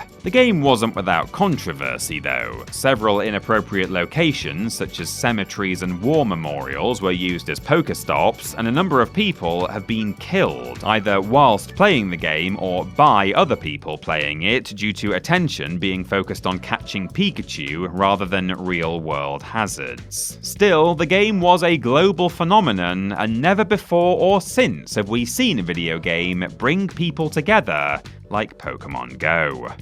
Number 52. Telltale closes its doors.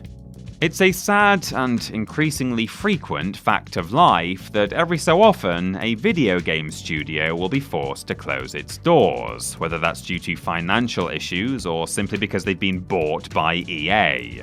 One studio we didn't exactly see it coming for, however, was Telltale. Founded in 2004, Telltale Games earned a name for itself in the early 2010s for creating superb narrative-driven games based on popular intellectual properties. The likes of The Walking Dead, The Wolf Among Us, and Tales from the Borderlands all garnered a great response from critics, and with popular IPs like Game of Thrones, Batman, and Minecraft at their disposal, the studio seemed unstoppable. However, though everything looked great for the company, behind the scenes things were a bit of a mess. Constant crunch, restructuring, and poor management decisions were crippling the studio, and although Telltale's games continued to review well, the teams behind them were not happy. The issues were blamed on then CEO Kevin Bruner, who was allegedly voted off the board in March 2017.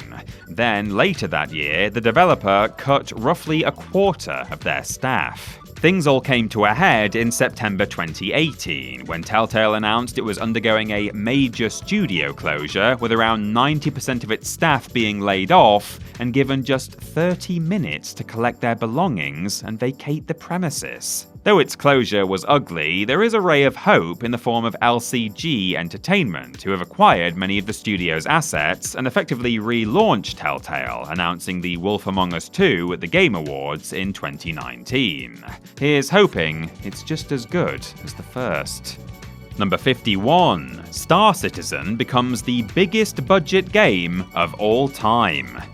As time marches ever forward, video game budgets are getting bigger and bigger. This is due to a variety of factors, inflation for one thing, but the growth of the industry for another, and these days the biggest titles have had an eye-watering amount of money pumped into them. With that said, no game in the history of the medium has cost as much to develop as Star Citizen, a space trading and combat simulator that at the time of writing still hasn't been released, despite work starting on it in 2010. According to financials published by the studio Cloud Imperium, in 2021, Star Citizen had by that point racked up development costs totaling over $500 million, eclipsing the likes of The Last of Us Part 2, Call of Duty Modern Warfare 2, and Cyberpunk 2077 by some margin. By September 2022, the game's crowdfunding campaigns alone had raised funds to the tune of some $500 million, plus the studio had also received several private investments, totaling just over $60 million. Parts of the massively ambitious game have been released to backers, the most recent in 2015, but as it stands, no official release date for the full title has been confirmed, a fact that's caused a certain amount of controversy amongst those supporters, many of whom have had a rough time obtaining refunds. It would seem that with every passing year, it's more and more likely that that $500 million is just being flushed down the toilet. Star Citizen, more like Star shit. Yeah. Number 50, The Last of Us Part 1's horrendous PC launch. When it was released in 2013, The Last of Us was exclusive to PlayStation 3. It was remastered a year later, however that version was exclusive to PlayStation 4, and in the years since there has been no sign of that exclusivity changing. That is, until it was announced in June 2022 that a remake was on the way. And although it would land on PlayStation 5 first, it would eventually be coming to PC as well. This was great news for PC gamers, as finally those without a supplementary Sony console would be able to enjoy everything The Last of Us had to offer. The game was released on PC in March 2023, and the response was, well, it wasn't good, to say the least. The PC port was in a sorry state, and it was clear that it hadn't been properly optimised, as its performance was rocky at best. Inconsistent frame rates, frequent crashes, and myriad bugs and glitches were just some of the problems that players reported. And of the roughly 45,000 reviews on Steam at the time of writing, 15,000 of those are negative. Many of the problems have since been addressed with patches, but at the time of its release, The Last of Us Part 1 for PC was practically unplayable, which was reflected in its review score, an utterly dismal 58 out of 100, which is a whole 30 points lower than its PlayStation 5 counterpart. Last of Us, more like lots of bugs. Got 'em. Number 49, No Man's Lies. Hope you've not had enough disappointment, because we've got even more for you now. We should probably start this entry by saying that No Man's Sky isn't, and never really was, a bad game.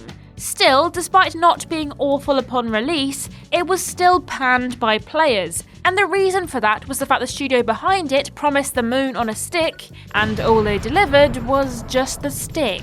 Prior to No Man's Sky's launch, Hello Games' co-founder Sean Murray made an awful lot of promises about the title, and whilst the picture he painted sounded fantastic, the actual game was missing a number of features that he said would be present. One Reddit user even went as far as to chronicle everything that had been mentioned by Murray or shown in promotional materials that hadn't actually been in the game, and the list was extensive. The main source of disappointment was the lack of multiplayer, a feature that Murray had specifically stated would be included whilst talking with Game Informer's senior editor Jeff Cork. Players were, naturally, very disappointed when No Man's Sky was released and half the stuff they were expecting to be there wasn't, and the resulting backlash was intense. Some even went as far as to send Murray and the team at Hello Games death threats, which is honestly quite pathetic, frankly. This story has a happy ending though, as Murray and Hello Games refused to give up on the project, and following No Man's Sky's launch, they continued to work on it, delivering multiple free updates to players. These days it looks much more like what was originally promised, and still has folks logging on to play 7 years after its original release. Number 48, the Dead Island trailer.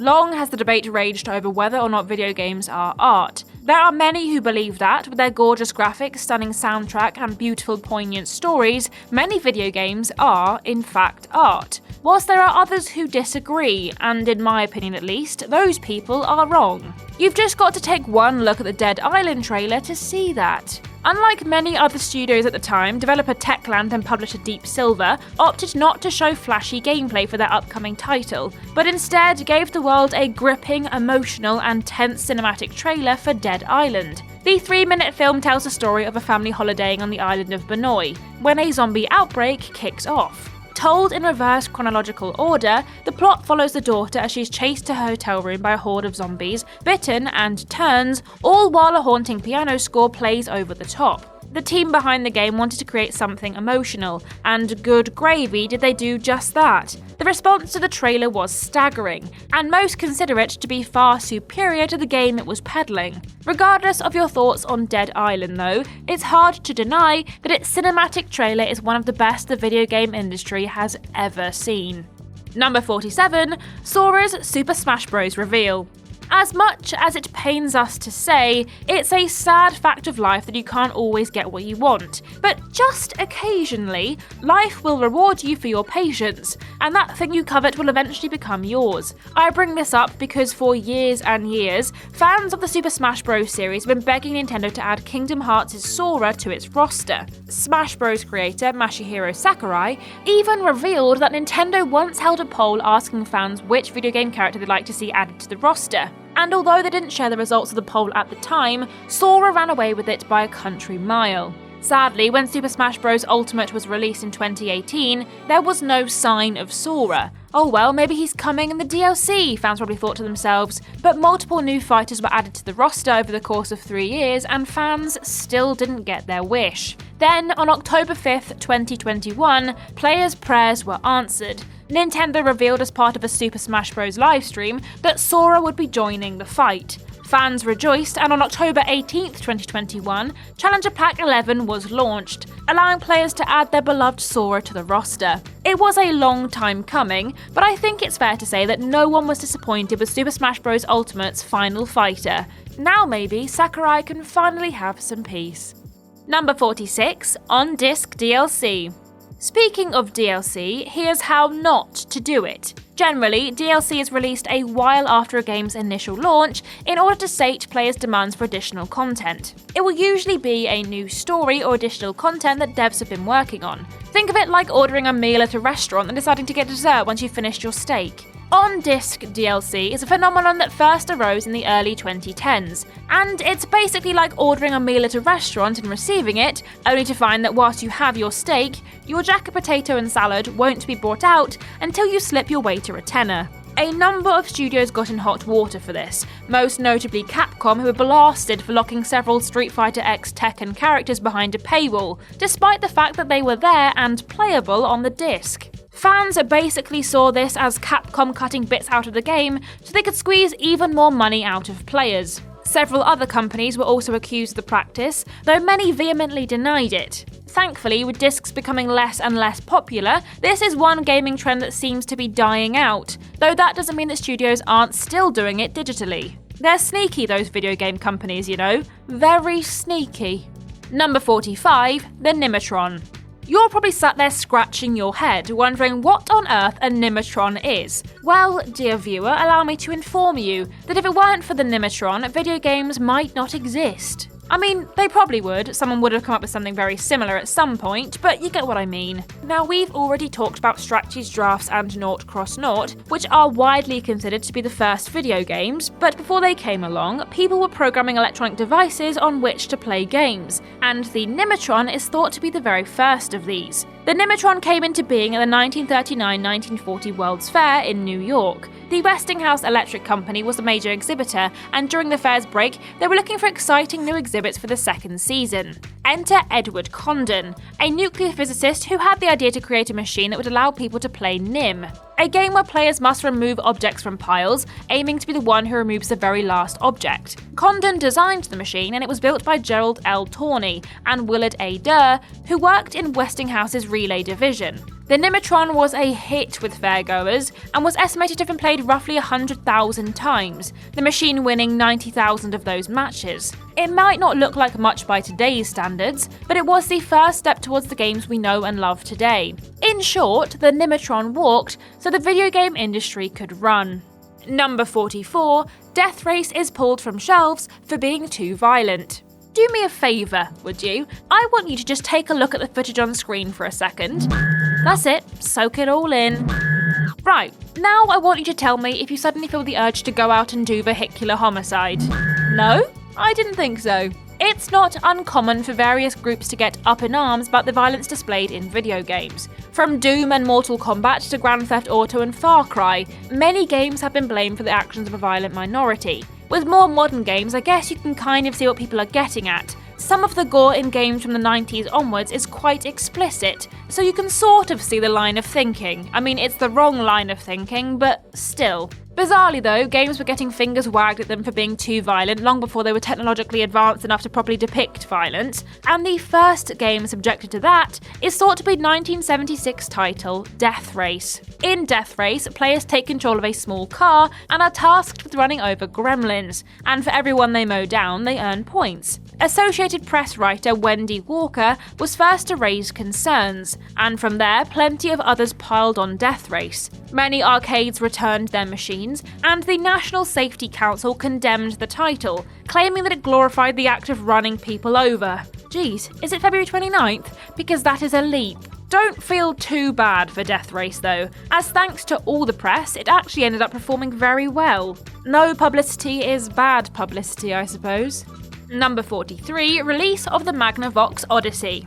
We're staying in the distant past for a little while longer now, as we take a look at the release of the first ever commercial home video game console. Prior to 1972, a few people have built hardware that was capable of playing games at home, but it was Magnavox that was first to bring the console to the masses. The Odyssey was based on a machine known as the Brown Box, which was invented by a chap called Ralph H. Bayer. He and some associates had started working on the hardware back in 1966, and after creating several prototypes, they needed a way to take it to market. Unfortunately, the company Bayer worked for were a military contractor who weren't in the business of selling commercial electronics, so he was forced to take the Brown Box on the road. He approached a number of companies, but only one, RCA, were interested in buying the Brown Box, and sadly that deal fell through. Not all was lost though, as one of RCA's bigwigs got a job at Magnavox and was able to convince the company to take another look at the console. Their VP of Console Products Planning, Jerry Martin, took a shine to the Brown Box,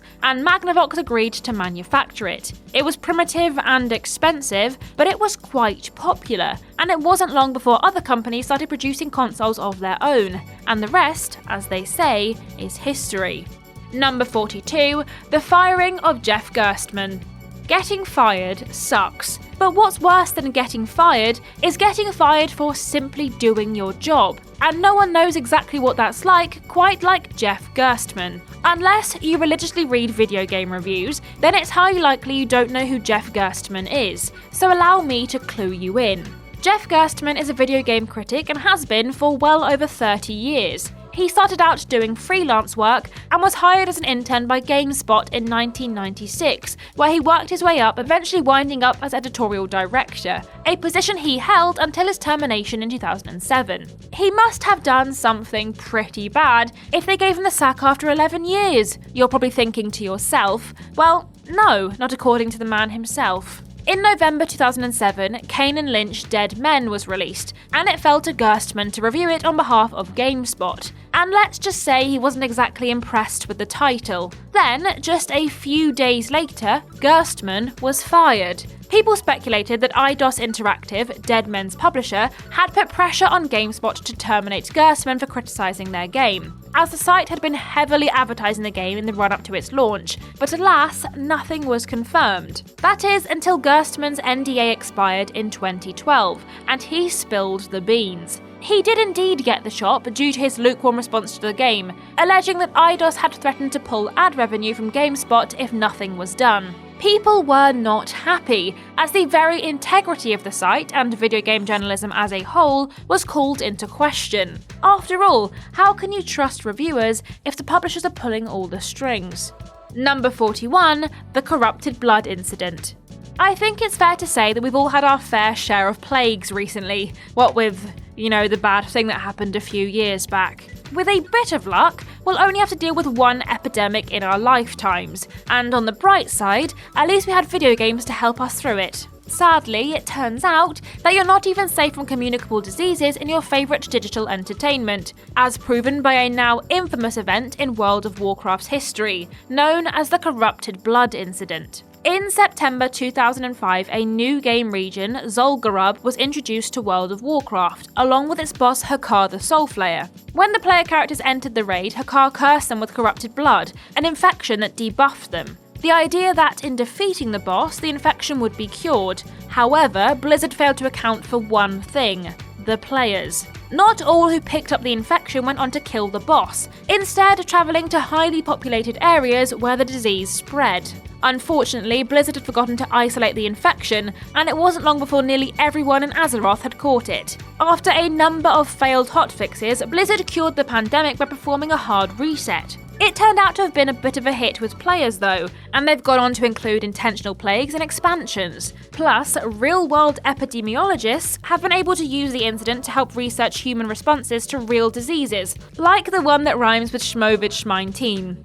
Number 40. The Rise of VR. Ever since the dawn of video game time, studios have been trying to find ways to make games more immersive for players, and as early as the 90s, companies were taking a stab at virtual reality. In 1994, Sega released the Sega VR1, a motion simulator arcade machine, and the following year, Nintendo launched the Virtual Boy. It didn't exactly go down well with gamers though, due to its lack of color graphics, software support, and the fact that it was uncomfortable as hell. It wasn't until many years later though that VR gaming really started to gain traction. In 2012, a 20-year-old entrepreneur named Palmer Luckey launched a Kickstarter campaign for a VR headset called the Oculus Rift, raising a whopping $2.4 million in the process. Then, in 2014, Facebook bought Oculus for a staggering $2 billion, and VR really started to take off. The same year, Sony announced that they were working on a VR headset for the PS4. Samsung announced the Samsung Gear VR, and Google released the Cardboard, which essentially turned a smartphone into a VR headset.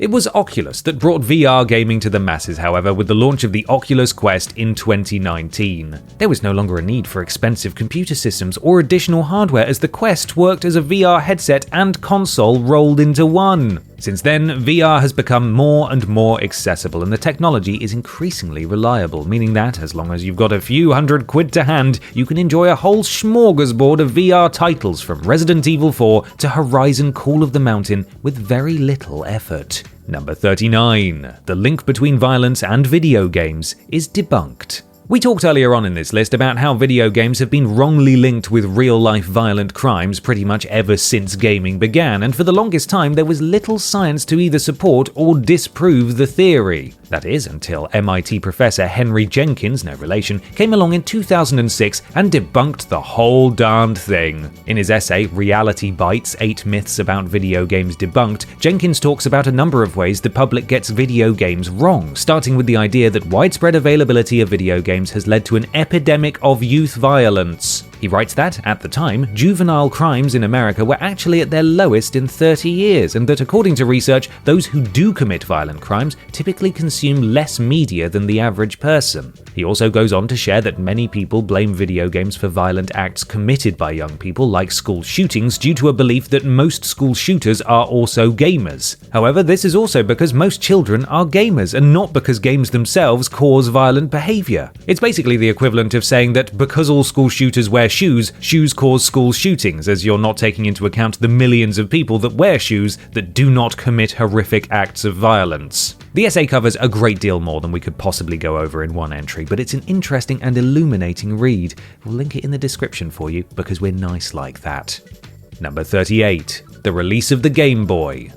The Game Boy, created by Nintendo and released in 1989, wasn't the first handheld games console ever. In fact, it wasn't even the first handheld that Nintendo had developed, as they started producing Game & Watch units in the early 80s. Though it wasn't the first, however, it's undeniable that the Game Boy changed the video games industry forever, as great games were no longer confined to the living room and could now be taken on the go. Following the success of the NES, Nintendo chief engineer Gunpei Yokoi approached Nintendo president Hiroshi Yamauchi and told him that he was confident that he could create a handheld system with interchangeable games. Yamauchi was impressed with the idea, and so a team led by Yokoi and Satoru Okada began working on the Game Boy. Not everyone at the company was convinced it would be a success, however, with many dubbing it the Dame game, which is effectively an insult along the lines of lame boy. Still, Yokoi and Okada were undeterred, and the Game Boy was released in Japan in 1989 to massive amounts of success, with its first run of 300,000 units selling out in just 2 weeks. Over the coming months and years, it made its way to the rest of the world, taking it by storm, and by the end of its lifespan, the Game Boy and its successor, the Game Boy Color, had sold over 118 million units. Not too shabby for a lame boy, eh? Number 37. Nintendo gained the rights to Tetris.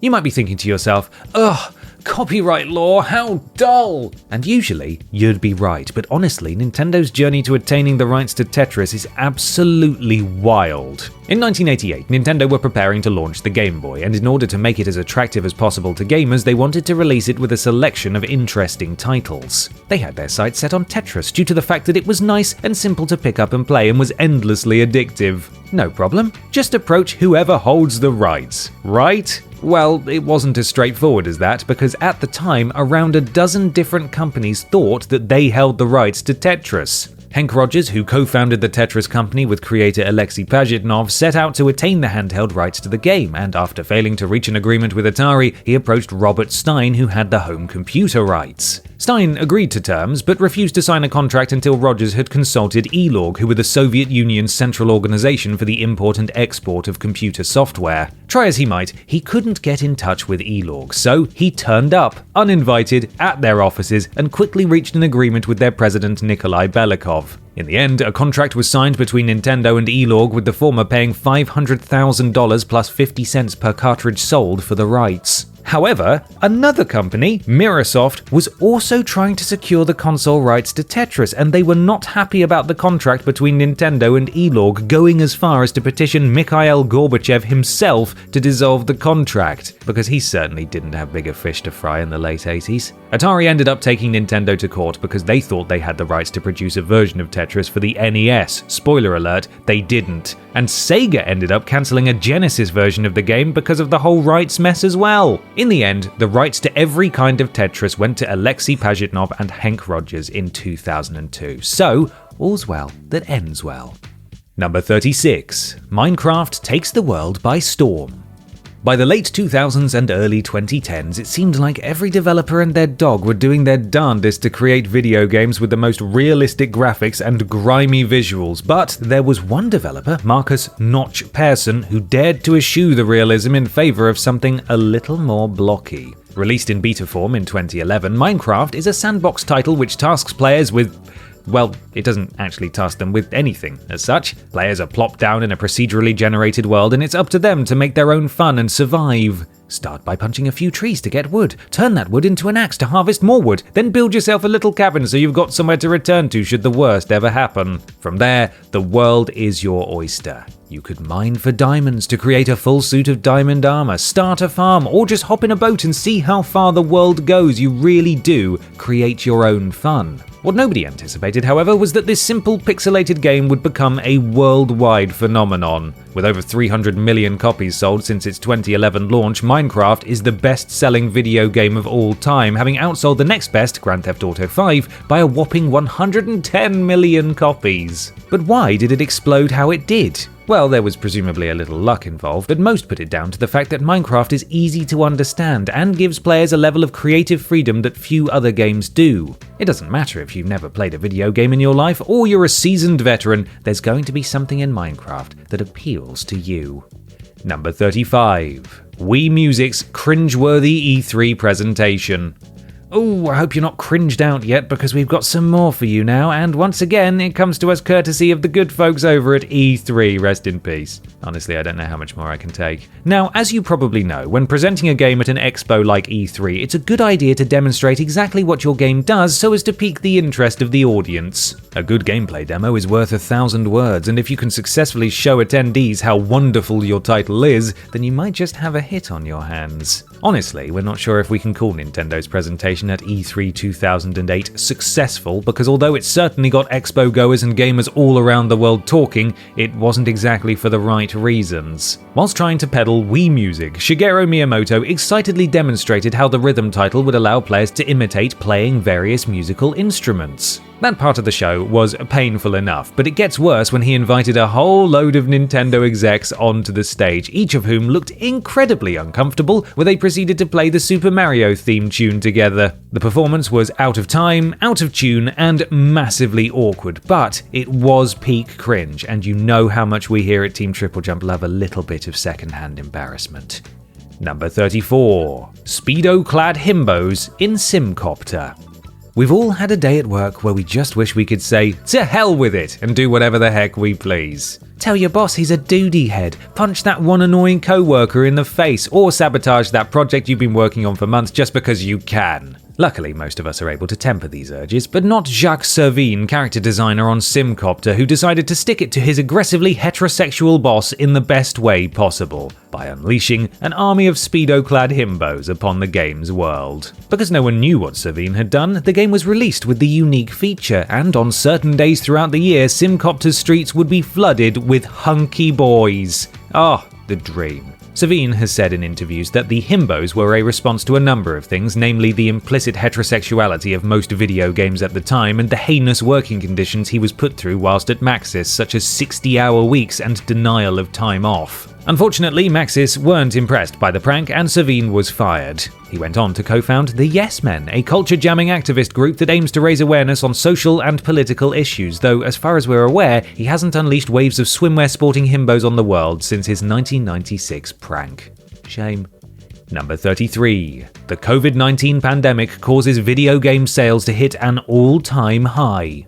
2020 is a year that will live in infamy. At the beginning of the year, a virus began rapidly spreading across the world, and in March, many governments imposed lockdowns upon their citizens in order to try to prevent things from getting any worse. Everyone who could was forced to work from home. It was impossible to see loved ones, and tragically, millions lost their lives. It was a horrible, horrible time. Despite all of the uncertainty and misery, however, some good did come from the COVID-19 pandemic. Many businesses realized that workers could be just as productive when working from home, so many folks' work-life balance was improved. Plus, we all had a lot more time on our hands because we weren't commuting to work or socializing, so we had lots more opportunity to play video games. Clearly, everyone else was doing the same, as the games industry saw unprecedented growth during the pandemic, with the market expanding by a whopping 26% between 2019 and 2021, and in 2021, it was worth over $191 billion.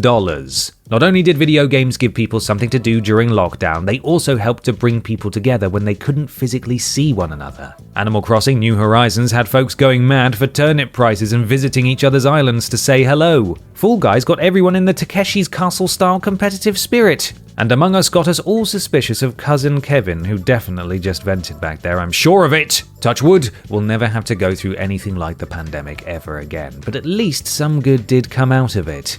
Oh, I swear to God, Kevin! Number 32. The emergence of NFTs. In my humble opinion, NFTs are perhaps the worst thing to happen to the world since the invention of the nuclear bomb, and if you don't know what an NFT is, then you're one of the lucky ones. NFTs, or non-fungible tokens if you want to get serious about this, are weird little things that crypto bros went absolutely mad for a couple of years back. It's kind of hard to explain what one is, so our writer is going to try the only way she knows how with a D&D analogy inspired by a meme she saw. She gets paid the big bucks for a reason. Now, imagine your DM rewards you with a cool weapon, one that insta-kills anything you roll a critical hit against, but the catch is, it's cursed, so you can never wield it. You have a nice painting of the weapon and a certificate that says you do own it and that you're a really special boy, but you can't actually do anything with it. Plus, anyone can copy the painting.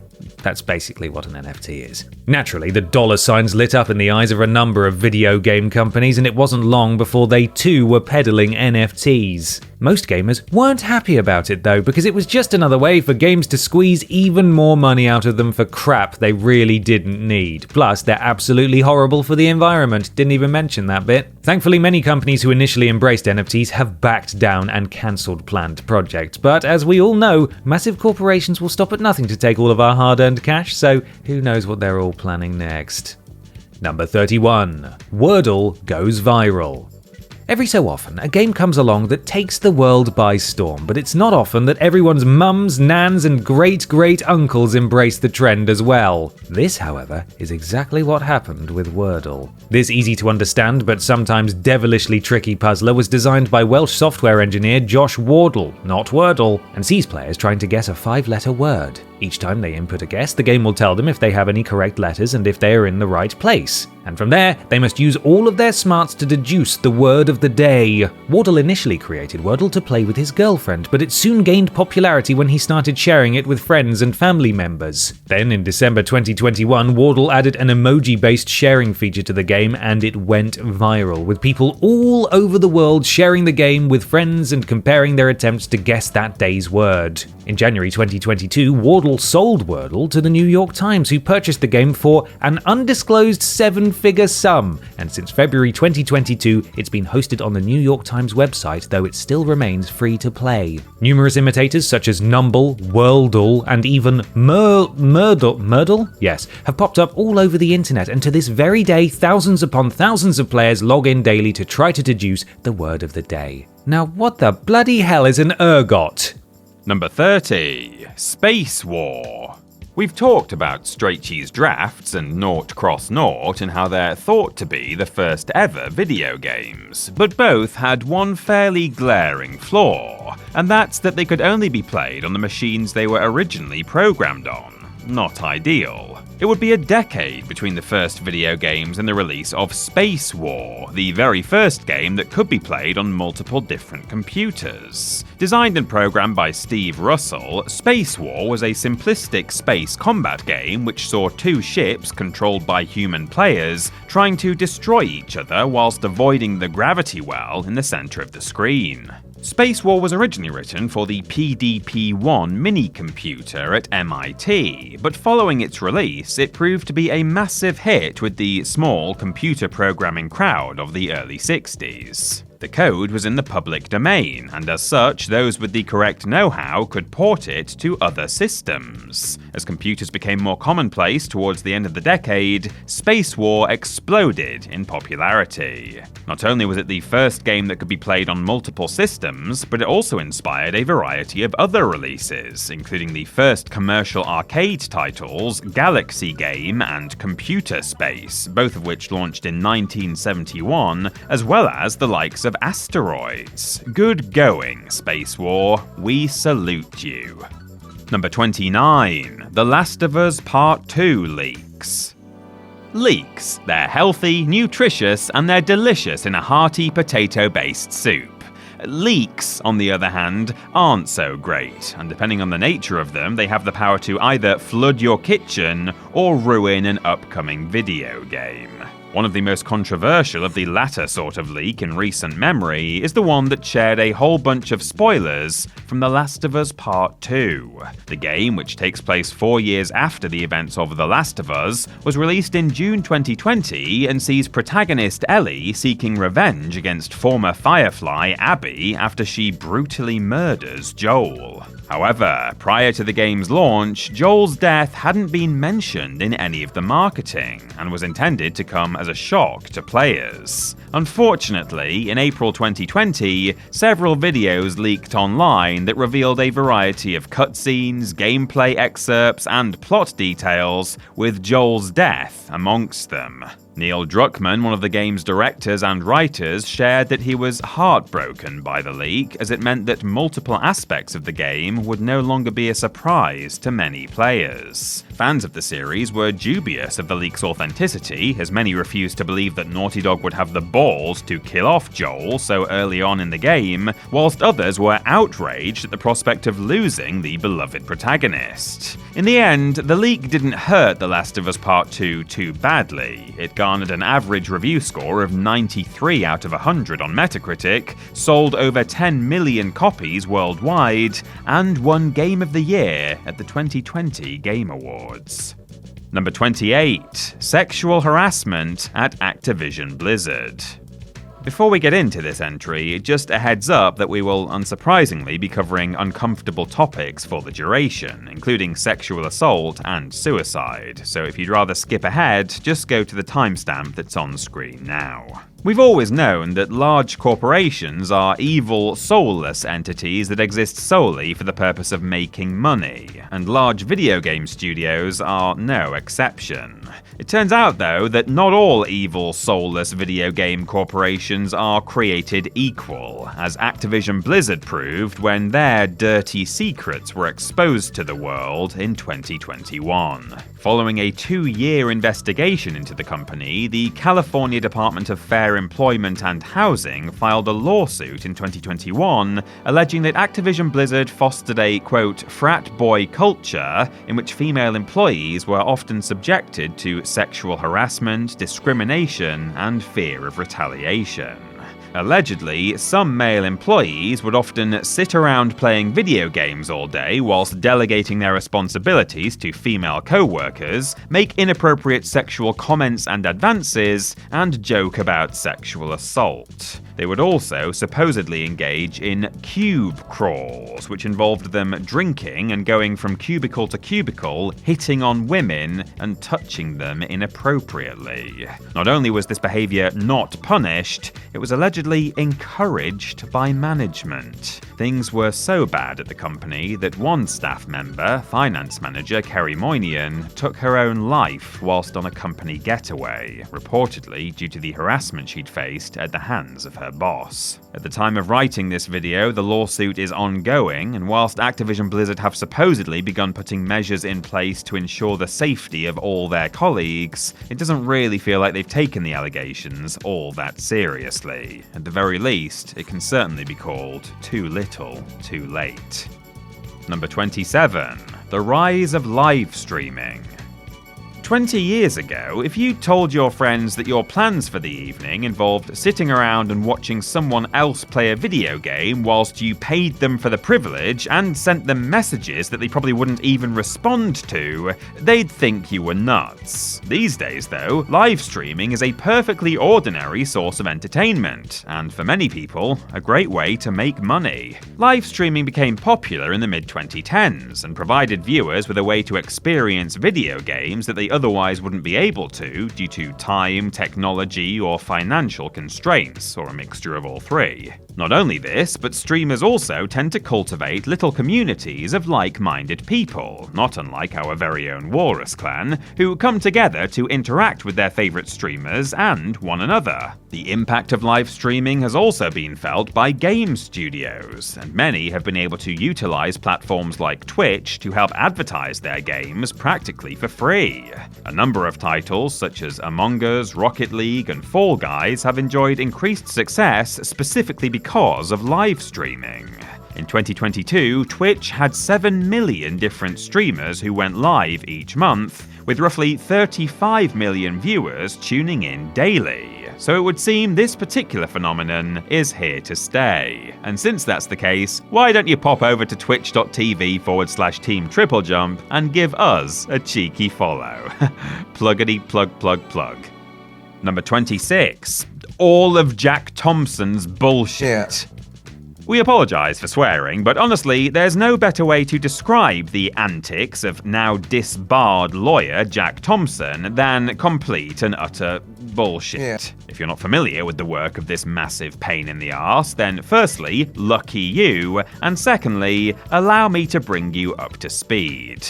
You remember a few entries back when we were talking about the ESRB and folks getting their knickers in a twist because they thought that violent video games were warping the minds of the children, causing them to go out and commit atrocities? Well, Jack Thompson was one of the idiots leading that crusade. Thompson firmly believes that video games have a fundamental negative impact on the development of children, and thinks that they are effectively murder simulators that allow youngsters to rehearse violent attacks. Now, it would be bad enough if he were just spouting this crap to anyone willing to listen, but throughout the 90s and early 2000s, he actually tried to sue a number of video game companies in order to hold them responsible for a variety of different crimes. In 1999, he filed a lawsuit against several game studios, along with a couple of porn sites and film distributors, alleging that they had driven Michael Carneal to commit the Heath High School shooting in 1997.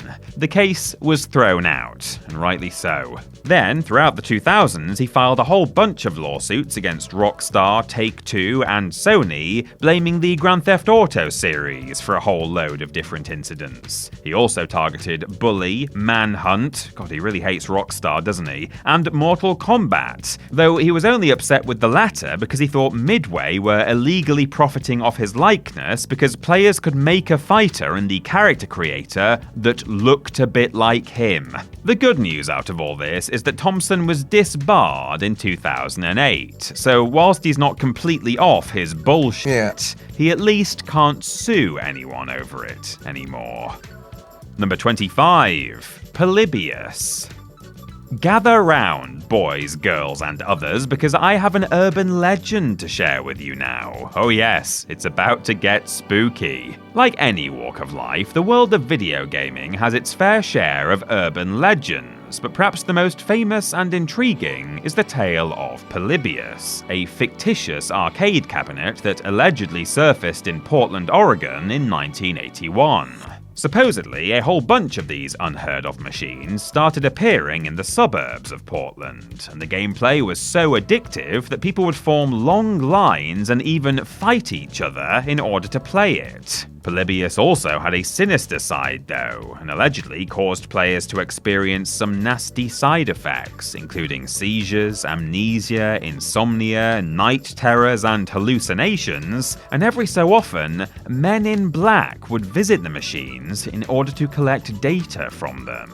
Then, about a month after the machines appeared, they were taken away again, and no trace of them was ever found. Was Polybius a real government experiment intended to test the minds of unwitting players, or is it simply just another internet myth that someone made up for clout? Perhaps the latter is just what they want you to think, and maybe they're still testing us to this day through our favourite current-gen titles. You know what? I think I might go and make myself a nice tinfoil hat. Oh, that'll make me feel better.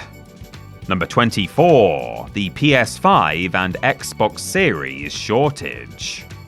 We have already spoken at length about what an awful and strange year 2020 was, and as though a literal pandemic and being confined to our own homes for months at a time wasn't bad enough, we also couldn't get our hands on a new console because pretty much as soon as they launched, the PS5 and Xbox Series were sold out everywhere. And the cause of this issue? A global chip shortage. Bloody seagulls, always stealing our chips. The chip shortage had multiple causes, which all came together in what some experts described as a perfect storm. The COVID-19 pandemic had a twofold impact on the availability of computer chips. One, more folks were working from home, and so the need for equipment was increased. And two, lockdowns meant that a huge number of production facilities were shut down. War also had its part to play, with the Russian invasion of Ukraine causing neon prices, neon being used in lasers, to skyrocket, and the United States-China trade war, in which China's largest chip manufacturer had restrictions imposed on them, meant that getting their chips to American companies was a massive faff. Several facilities were also impacted by severe weather and fires, plus crypto bros kept buying up all of the available GPUs in order to keep on with their ridiculous hobby. Thanks guys, because of your insistence on mining Dogecoin, I wasn't able to play Sackboy: A Big Adventure. Not cool. Number 23, PT and the reveal of Silent Hills. We all know that the story of the development of Silent Hills doesn't exactly have a happy ending, but its announcement and the subsequent hype and drama was an exciting time in gaming history. Unlike many games these days, which tend to be announced with flashy trailers, Silent Hills was revealed through the cunning use of a playable teaser, or PT, if you will. In PT, which was available to download for free from the PlayStation Store for a short period of time, players take on the role of an unnamed man who finds himself trapped in a spooky house. As he investigates, he comes upon a variety of strange and unsettling scenes, finds that he is trapped in a loop, and eventually is able to piece together the story of a man who killed his entire family. PT was incredibly well received upon its release, with some going as far as to call it one of the best horror games of all time. It got players incredibly hyped for Silent Hills, and for a while, all anyone in the gaming world could talk about was Hideo Kojima's new venture with Guillermo del Toro and Norman Reedus. Alas, it wasn't meant to be, and Kojima's massive falling out with Konami put an end to Silent Hills. Though we may never get that game, Kojima is working on a new horror title with Jordan Peele, so we can at least hope that that gives us a taste of what Silent Hills might have been. Number 22, PlayStation. If you've never looked into it, you could be forgiven for thinking that the development of the PlayStation was quite dull, but it's actually quite the tale, a years-long saga filled with betrayal, backstabbing, duplicity, treachery, and other words that all mean the same thing. How exciting. Originally, Sony's first console was going to be an add-on for the SNES, which would have allowed Nintendo fans to play games that came on CD-ROMs. Alongside this, Sony were also looking to develop an official SNES-compatible Sony-branded piece of hardware. However, when Nintendo reviewed the fine print of their contract with Sony, they found that it would give them far more rights than they wanted them to have, and so they ended the agreement. They didn't tell Sony this, though. The SNES add-on was announced by Sony at the Consumer Electronics Show in 1991, and then, the following day, in what's been called the biggest betrayal in video game history, Nintendo appeared at the show and announced that they were partnering with Philips instead. Outrageous behavior. From there, Sony severed all ties with Nintendo and decided if they were going to get into the console market, they'd do it all by themselves, and thus the PlayStation was born. Then, in what is perhaps the gaming industry's biggest frick you, the console ended up outselling the N64 by more than 3-1. And that is what you get, Nintendo. Number 21, The Legend of Zelda Ocarina of Time earns the highest ever average review score. There are plenty of games out there that people have called the greatest of all time, from Grand Theft Auto 4 to Tony Hawk's Pro Skater 2, but there's only one that can truly claim to be the best game ever made, if you place any stock in what critics had to say, at least. Released in November 1998, The Legend of Zelda Ocarina of Time is the fifth installment in the Legend of Zelda series, and takes place fourth chronologically. In order to prevent nasty pasty Ganondorf from getting his grubby mitts on the Triforce, everyone's favourite Peter Pan cosplayer, Link, must travel through time and explore a variety of dungeons, all whilst making use of a magical ocarina. The game released to universal critical acclaim, with reviewers basically unable to find any fault with it whatsoever. They praised the visuals, storytelling, soundtrack, gameplay, variety of side quests, level design, and pretty much every other aspect of the game you could possibly think of. Ocarina of Time holds an average review score of 99 out of 100 on Metacritic, a score which has never been surpassed. One or two games have come close, but considering that critics believe the title to be practically perfect in every way, it's going to take something miraculous to ever beat it. I'm an optimist though, and I have every faith in The Lord of the Rings Gollum 2. You can do it, little buddy. Number 20, the NES launches. The mid-80s was a bleak time for video games. The crash of '83 had left the Western industry in tatters, and it felt, for a time, like video games' time in the spotlight was well and truly over. Then, out of the darkness, came a shiny grey and red beacon of hope. Starting out life as the Famicom in Japan, the NES was released in North America in 1985, and to the rest of the world in the years that followed. In the early 80s, Nintendo had created a number of successful arcade cabinets, including Donkey Kong, Mario Bros. And Space Fever, and so decided to develop their own home console. Getting the Japanese public on board was a relatively simple task, as video games remained popular. However, bringing the console to the West would prove challenging, as hardly anyone was interested in the medium anymore. Nintendo's strategy in marketing the NES was incredibly clever, as rather than posing it as a games console, they branded it as an entertainment system, and sold it in toy aisles rather than electronic departments. They also made use of a robot named Rob to sell consoles, as the adorable little high-tech fellow would only work when paired with an NES. Come for the robot, stay for the video games, as they say in business. Probably. All of Nintendo's efforts to bring the NES to the West paid off, as not only did the console go on to sell over 60 million units over its lifespan, but it also helped revitalise the games industry after the crash of '83. Not too shabby for a little grey box, eh? Number 19, Mario's first 3D outing.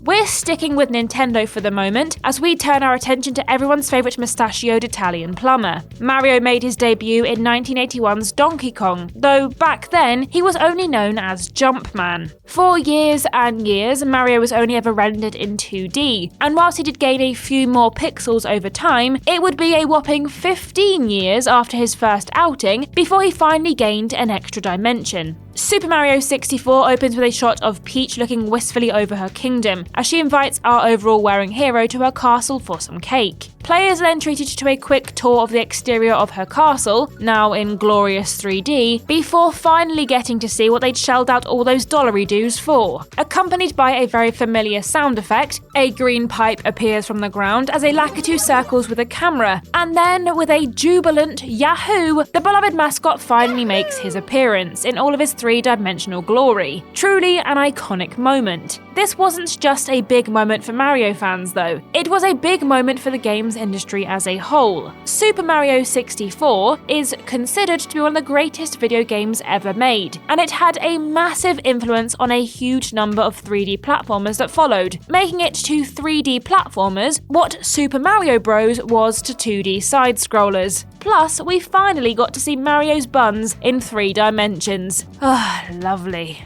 Number 18, the emergence of 3D graphics. Whilst we're on the subject of 3D, it turns out that it wasn't just Mario's first 3-dimensional appearance that was noteworthy, as the emergence of 3D graphics themselves was a pretty big moment for the games industry as well. In the early days of the medium, many video games didn't have graphics at all and were instead text-based, not because computers weren't capable of displaying graphics, but because text-based titles were much easier and therefore cheaper to program. As things advanced, different varieties of 2D graphics became popular, including vector graphics, FMV, and bitmap graphics, and for quite some time, games remained two-dimensional. In the 90s, however, everything changed. PCs and consoles gained graphical processing power, something that game developers were able to take advantage of. Many consider the first 3D video game to be 1981's 3D Monster Maze, but it would be another decade before 3D graphics became prevalent. The introduction of 3D graphics didn't just change the look of the games we played, it created opportunities for new gameplay experiences, paving the way for genres like the first-person shooter. From blocky polygonal beginnings, 3D graphics have come a long way, with developers now able to create visuals so realistic that they can be hard to tell apart from real life. Right, I think I might grab a brew before the next entry. James, can you make me a cuppa? James? Oh, for God's sake, he's left that high-quality 3D rendering of himself lying around again. I can never tell the difference between that and the real thing. Number 17, Universal vs Nintendo. You know how a couple of entries back we mentioned Donkey Kong and how successful it was? Well, it would seem that not everyone was as pleased with it as Nintendo were, as evidenced by the fact that Universal Studios tried to sue Nintendo over it in the early 80s. You see, Universal got it into their heads that Nintendo had ripped off King Kong, and as such, they were entitled to bags of cash. Initially, Nintendo attorney Howard Lincoln was inclined to settle out of court for a sum anywhere between $5 and $7 million.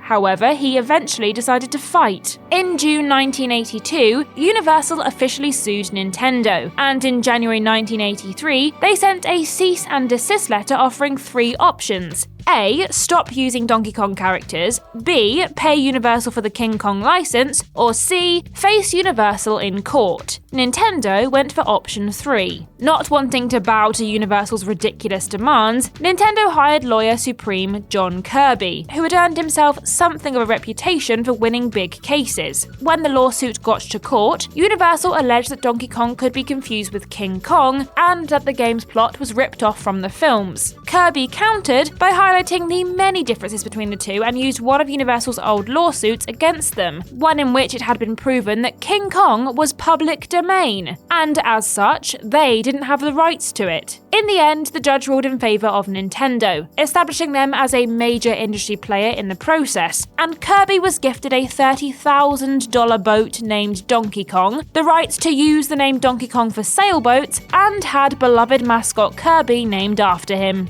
Number 16, the GameStop Short Squeeze.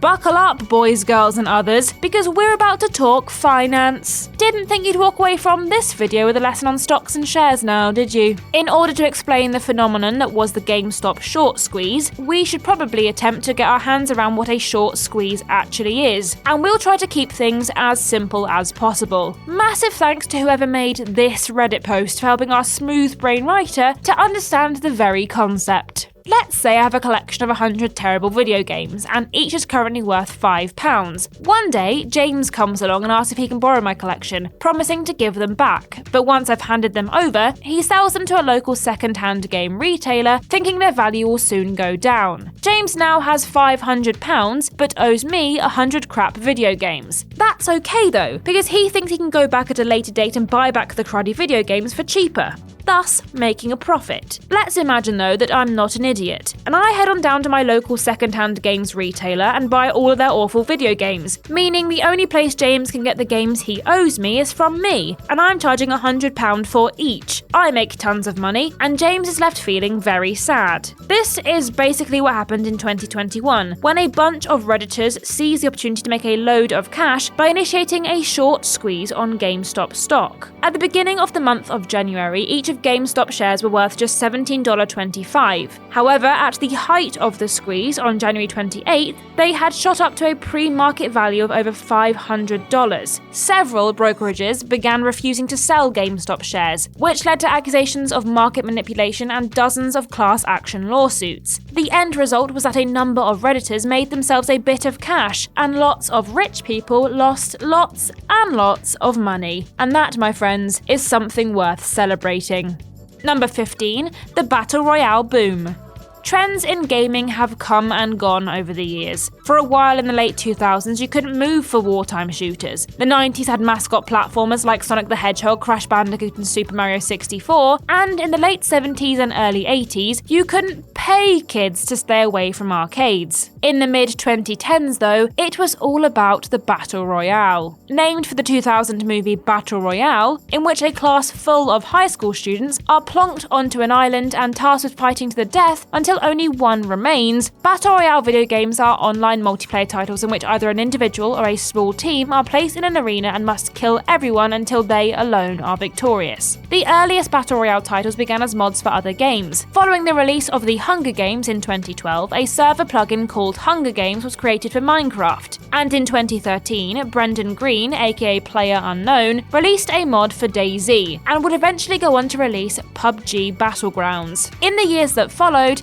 standalone games began popping up here, there, and everywhere. Starting with PUBG, then Fortnite, and before long, everyone and their dog had released a Battle Royale game or mode. Call of Duty, Grand Theft Auto, heck, even Forza got in on the Battle Royale fun. These titles remain ever popular, which is great on the one hand, because it means we get to continue enjoying all the bloody fun, but it does mean that we'll have to endure Fortnite dances a while longer. Ugh.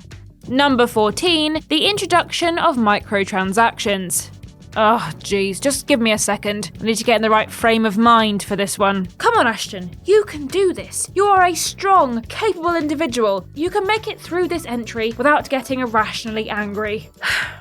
Right, let's do this. Once upon a time, if you were into video games, then you could go down to your local entertainment vendor of choice and purchase a new title, knowing that everything you could possibly want from it would be included on the cartridge, disc, or storage medium du jour. At some point in gaming's storied history, however, some corporate bigwig was presumably taking a look at quarterly sales figures when they realised there wouldn't be enough money in the kitty for the annual festive swimming pool full of champagne. What to do about such a dilemma? How about charging extra for bits that would usually be included as standard? Brilliant! The concept has been around since the early 90s, but it really took off in the late 2000s and early 2010s, when more and more studios began offering small add-ons for a cost. Perhaps one of the most notable early examples of poorly received microtransactions was the horse armor for Elder Scrolls IV Oblivion, which cost $2.50 and was basically a fancy outfit for players' steeds.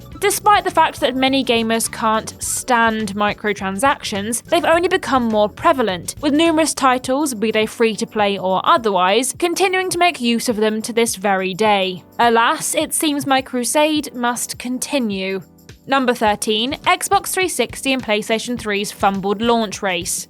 It's not unusual for there to be problems during a console's launch. Ill-informed business decisions, technical issues, and competitor offerings can all spell disaster for new pieces of hardware. With that said, it's pretty uncommon for two consoles to fumble the ball during the same generation, but that was exactly what happened with the launch of the Xbox 360 and the PlayStation 3. The Xbox 360 looked like it was going to be a solid contender for the 7th generation of home consoles. It was reasonably priced, looked cool, and released with a launch lineup that included the likes of Call of Duty 2, Quake 4, and Condemned Criminal Origins. Unfortunately, the earliest versions of the console suffered from a variety of technical problems, the most notable and infamous of which being the red ring of death, indicating a general error that required a specialist to resolve. The problems were fixed with the later iterations of the Xbox 360, but the damage was done in the minds of players. Things didn't go much better for Sony, who upset gamers before the PlayStation 3 was even released by slapping a mighty price tag on it. $499 for the 20GB model and $599 for the 60GB edition. It was also seriously lacking in the launch title department, and it was only when Uncharted Drake's Fortune came along in 2007 that things started to pick up for the console. They may have gotten it together in the end, but the launches of the Xbox 360 and the PlayStation 3 will go down in history as some of the most disastrous ever. There's no wonder that Wii ended up winning the 7th generation console war. Number 12, Fox News vs Mass Effect. Now, I don't think it's unfair to say that Fox News is to honest journalism what genital herpes is to a romantic evening at home, but this debacle feels a bit much, even for them. In 2008, Fox News ran a segment creatively titled Sex Box on Mass Effect, in which it accused the game of featuring full nudity and simulated sex. They also claimed that despite the game's mature rating, Microsoft were marketing it towards children, and that Mass Effect portrayed women in a misogynistic way that would encourage young gamers to see women as only objects. So-called psychology specialist Cooper Lawrence was interviewed on the matter and claimed that the teenage boys playing the game would become desensitized to the violence and sexual content on display and wouldn't be able to tell the difference between video games and real life. When asked by Jeff Keighley, who also appeared in the segment, if she'd actually played the game, Lawrence admitted she hadn't, and even though Jeff attempted to clear things up, up, confirming there was no frontal nudity in the game, that romance was optional, and that players could choose to be a male or female shepherd, he was repeatedly interrupted. The host went on to speak to a panel, all of whom were just as unqualified as Lawrence, to speak on the matter, who lambasted the game, claiming that it should have a adults-only rating, and that it would be damaging to children. The segment sparked a massive backlash from both gamers and EA, the latter of whom contacted Fox News demanding they issue a correction for all their false assertions. However, no such correction was ever made. The moral of the story: don't listen to Fox News about, well, anything, to be honest. Number 11, Connectimals. Okay, I promise this is the last dose of cringe we have for you. So open wide, power through the awkwardness, and if you take your cringe like a good boy, girl or other, I might have a sticker for you. In showbiz, they say you should never work with children or animals, on account of the fact that both are unpredictable beasts that seldom do what you want them to do. Clearly, the bigwigs at Microsoft didn't get this memo before they organised their Connectables presentation at E3 2010. The game, which released in November 2010, tasked players with taking care of virtual animals using the Kinect peripheral. Kinect, animals, Connectimals, get it? And whilst it didn't exactly set the gaming world ablaze, it was an amount of fun for the kiddos it was aimed at. In order to demonstrate the game's functionality, Microsoft, in their infinite wisdom, decided to have a small child play with a virtual tiger on stage in front of a silent audience for an uncomfortable amount of time, without really explaining who she was or what she was doing there. For well over 2 minutes, this poor child was forced to interact with a digital cub, all whilst expo goers looked on in what I can only assume was sheer confusion. Hopefully she was well compensated for the appearance. After all, she's going to want a lot of money for all the resulting therapy she's going to need to deal with the resulting cringe. Oof, poor kid. Number 10. The World of Warcraft deaths. Quick note before we get into this one, we will be talking about the real-life deaths of a number of gamers in this entry, so if that isn't for you, then please skip ahead to the timestamp on screen. Many of us have, at some point, become a little obsessed with a video game to the point where it starts to take its toll on us, but this is usually limited to forgetting to eat lunch, staying up late on a school night, or going longer than we'd care to admit without taking a shower. However, some gamers have, sadly, gotten so obsessed with video games, and in particular World of Warcraft, that it's cost them more than a few hours sleep. It's cost them their lives. 24-year-old Wu Tai from Shanghai in China died in an internet cafe in 2015 after spending 19 hours solidly playing the game. In the same year, a young Chinese girl known by the screen name Snowly died after she spent 3 straight days playing the MMORPG. 3 years earlier, in 2012, police in New Taipei City in Taiwan were shocked to discover that a gamer had been dead in his seat in an internet cafe for 13 hours before anyone had noticed. These deaths, along with a handful of suicides for which an addiction to World of Warcraft was partially blamed, led people to question if games should come with built-in addiction prevention measures such as timers to ensure that people aren't playing for prolonged periods without breaks. Whether or not that's really necessary remains up for debate, but I think we can all agree that as much as we love video games, it is good to get up, have a glass of water and do a bit of exercise every once in a while. Number 9. The emergence of esports.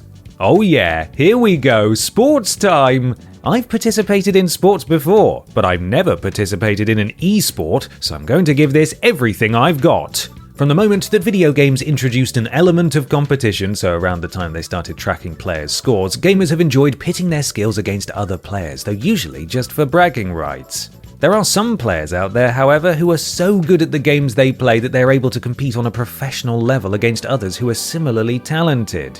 This, my friends, is esports. Esports have been popular in the East since around the turn of the millennium, with fans in countries like Japan, South Korea, and China frequently tuning in to see their favorite esports stars competing against one another. With the rise of the internet and streaming services such as Twitch, the pastime is now global, with competitors from all over the world regularly getting together to test their skills before millions of adoring fans in games like Overwatch, Dota, and Counter-Strike, and take home prizes in the hundreds of thousands, if not millions, of dollars. There are some that argue that esports aren't real sports, but whatever side of that particular fence you sit on, there's no denying the impact that the phenomenon has had on the games industry. Maybe if I put in a few hours of Hearthstone, I can earn myself a couple of $100,000, right? I'm sure it's that easy. Number 8. Gamergate.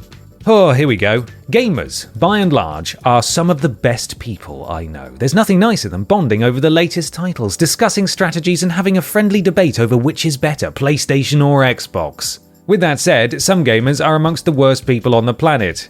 Oh yes, we're talking about Gamergate. Prepare to feel the rage. Gamergate was, according to those doing the Gamergating, a social movement that claimed to oppose political correctness in video games, protect the gamer identity, and promote ethics in journalism. In reality, these people were nothing more than right-wing misogynistic crybabies who threw their toys out of the pram because they didn't like the idea of diversity in the games industry, in-game or otherwise. These absolute idiots ran a quasi-organised harassment campaign against a number of women in the industry, perhaps most notably against journalist Anita Sarkeesian and developers Zoe Quinn and Brianna Wu. Targets were subjected to vile trolling from Gamergaters that included, though was not limited to, doxing, threats of sexual assault, and death threats. Those who opposed Gamergate also found themselves targeted. Actress and writer Felicia Day wrote in a blog post about how she was concerned about the so-called movement and feared retaliation if she spoke out. Almost as soon as the post went up, her phone number and home address had been posted online, and she subsequently received a ton of harassment. Though Gamergate did raise some awareness of the harassment that women in the games industry have to contend with, very few of the perpetrators faced any sort of justice, and it's also believed to have contributed to the rise in other right-wing and far-right movements. Be better. Number 7. The rise of the MMO. Here's a fun fact for you. Did you know that MMOs have actually been around since the mid-80s, but titles like Island of Kesmai would have cost you somewhere in the region of $12 per hour to play? Yeah, just think about that next time you're complaining about the cost of your Elder Scrolls Online subscription. MMOs in one form or another may have been on the scene for the better part of 4 decades, but they really didn't take off until the mid-90s. The reason for this was that back in the earliest days of the internet, the technology was heavily restricted, and so video game companies wanting to release MMOs would have to do so through comms companies like AOL and CompuServe. Fortunately, these restrictions were relaxed in the early 90s, meaning studios could use other publishers, making it much easier and more affordable to develop and release MMOs. The likes of The Realm Online, Ultima Online, and EverQuest are just some of the titles that proved popular in the late 90s. By the turn of the millennium, MMO fever, which I hear you can get a cream for, was in full swing, and in 2004, the world was introduced to what is now the most popular MMO of all time, World of Warcraft. By 2010, the Azeroth-based game had over 12 million active subscribers, and to this very day, more than 1 million folks log on daily to slay monsties, raid dungeons, and meet with their elven, dwarven, and other fantasy pals. Number 6. Cyberpunk 2077's Disastrous launch. Over the years, there have been a huge number of games that have experienced a less than stellar launch. No Man's Sky was dubbed No Man's Lies by players who were disappointed with its lack of promised features. Fallout 76's map was a barren wasteland, but not the kind that fans were expecting. And Grand Theft Auto The Trilogy The Definitive Edition took the legacy of the original games and plopsed all over it. However, not a one of those launches was a patch on the absolute catastrophe that was the launch of Cyberpunk 2077. Prior to its December 2020 release, the hype train for Cyberpunk had been barreling down the track at full speed. The sneak previews shared by the developers promised a stunning open world filled with interesting characters and exciting stories. The gameplay looked engrossing too, and the involvement of none other than Mr. Matrix himself, Keanu Reeves, had gamers beside themselves with anticipation. CD Projekt Red ended up delaying the game several times, promising it would only be released, quote, when it was ready, and players took this to mean that they wouldn't be launching the title until it fully fit their vision. But oh, how wrong they were. When the game did finally release, after a years-long wait, it was a complete shambles. Filled to the brim with bugs, what Cyberpunk 2077 delivered wasn't what had been promised, and the gaming world was mad. Console players were offered refunds, and Sony even removed it from their store due to the sorry state it was in. CD Projekt Red's reputation, which had previously been stellar, was in tatters, and despite them working hard in the years since to fix the game, Cyberpunk 2077 is still best remembered for its utter plops show of a launch. Number 5. The PlayStation 2. We've already taken a quick look at the OG PlayStation and the somewhat peculiar journey it had getting to market, but we'd be remiss if we didn't talk about its successor, the PlayStation 2. After all, it's only the best-selling console of all time, no big deal. After the immense success of their very first console offering, Sony immediately began working on plans for a follow-up. Sadly, they've kept a lot of the details of the console's development a secret, but what we do know is that Ken Kutaragi, who designed the first console, started work on the successor shortly after the PlayStation's launch in late 1994. Rumours of a new PlayStation console began circulating in 1997, with the press reporting the new hardware would have a whole bunch of cool features such as DVD drive, interweb connectivity, backward-facing compatibility, bonbons, and other such gizmos and gadgets. Sorry, don't know what came over me there. Despite said speculation, Sony denied that any such console was being worked on. That is, until 1999, when they unveiled the PS2. Upon its release, people went absolutely nuts for the PlayStation 2. During its 12-year lifespan, more than 4,000 games were developed for the console, which went on to collectively sell more than 1.5 billion units, with the PS2 itself being bought by more than 155 million people, a figure which is yet to be surpassed by any other console, whether home, handheld, or otherwise. It's a shame then that the PS3 ended up being such a farce, really, but oh well. Number 4. The formation of the ESRB. For as long as video games have been a thing, give or take, a wide variety of folks have been up in arms about the effects they might be having on children. Won't somebody please think of the children?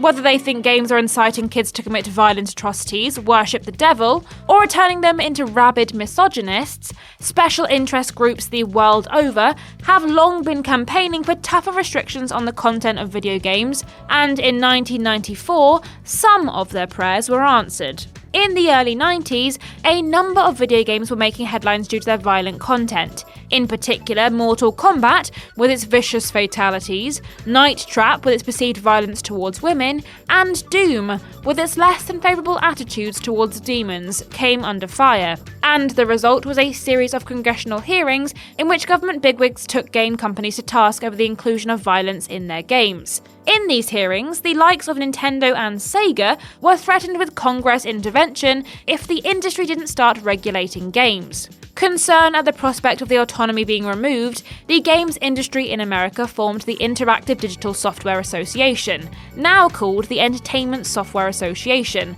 and later formed the ESRB, or Entertainment Software Rating Board if you want to get serious about this. The function of the ESRB is to appraise the content of video games and bestow upon them an age rating, which can range anywhere from E for everyone to AO for adults only. Generally speaking, the rating system used by the ESRB is fairly effective, though there are some that feel the organisation isn't harsh enough when rating games with mature content. Oh well, you can't please everyone, I suppose. Number 3. Tetris launches.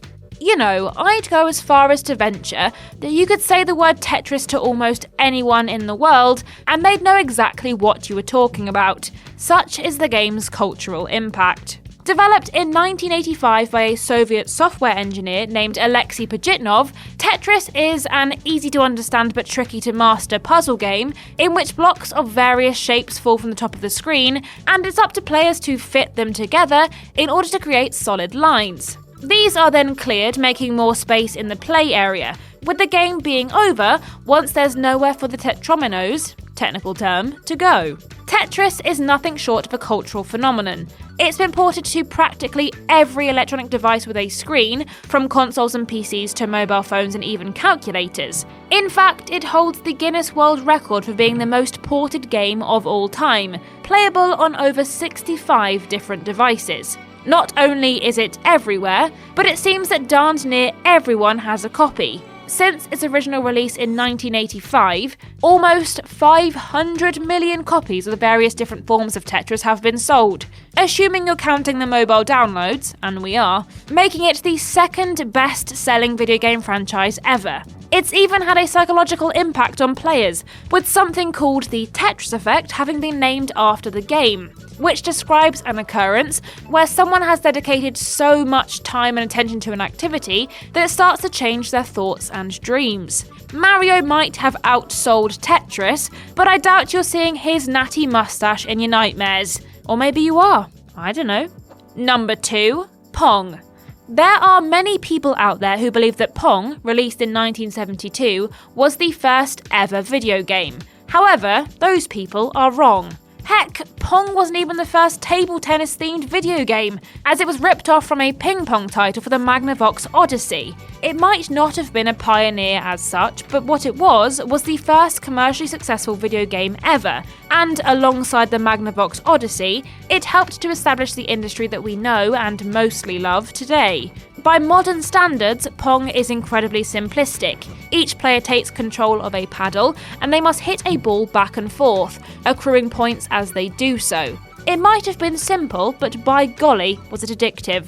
The first Pong machine was installed in Andy Capp's Tavern in Sunnyvale, California, but after just a couple of days, its designer, Alan Alcorn, had to be called out because it stopped working. The problem? Well, it was so popular that it was overflowing with quarters. Atari recognised Pong's popularity, and before long, the game was in arcades the world over, earning the company roughly $40 per machine per day, almost $300 per machine per day in today's money, which was unheard of at the time. Pong was hugely successful and went on to inspire a wide variety of clones and imitators. Before we get to our number 1 pick, we'd like to take a moment to remind you that this list is in no particular order, and as such, the member from gaming history in the top spot isn't necessarily any more or less notable than the one that was in the 101 spot was. And as such, we implore you to keep things civil in the comments. Most of us have feelings, you know. With all that said though, this one's pretty gosh darned iconic. Number 1, $2.99. I want you to imagine that you're a member of, say, your school's student council, and for the last 6 months you've been working your ass off coming up with a new initiative to help your classmates be more green. You've pulled together a super in-depth presentation about how great it will be, because although it's pricey, you'll all be helping the environment, and after you've delivered it, people seem moderately impressed. You leave the stage feeling pretty good about yourself. Then, fellow student council member Jarvis, who you flipping hate, gets up on stage, yells "pizza party" and starts flinging out slices to the audience before dropping the mic on the ground and leaving. The crowd goes wild, and you're left feeling like your months of hard work was a complete waste of time because people care more about free, cheesy Italian food than they do about the cool thing you've done. This is how we imagine Sega felt after Sony upstaged them at E3 1995. By the time E3 rolled around in 1995, the Sega Saturn had already launched in Japan, and gamers were wondering exactly when it was going to hit North American shores. At the expo, Sega CEO Tom Kalinske delivered a presentation outlining the console's features and revealing its price point of $399, before sharing that 30,000 units had already been shipped to toy stores across America, and that the Saturn would be immediately available for purchase. He probably felt quite pleased with how it had all gone as he left the lectern, though that wouldn't last long, as it was then time for Sony to deliver their presentation, and to describe it as short would be an understatement. SCEA president Steve Race made his way onto the stage, stood before the microphone and said nothing more than $2.99 before leaving again. The stunned crowd quickly broke into rapturous applause, and in under a second, Race had decimated the competition. In the end, over 100 million PlayStations were sold, whilst the Saturn managed only around a tenth of that. Maybe they should have offered everyone a pizza party instead.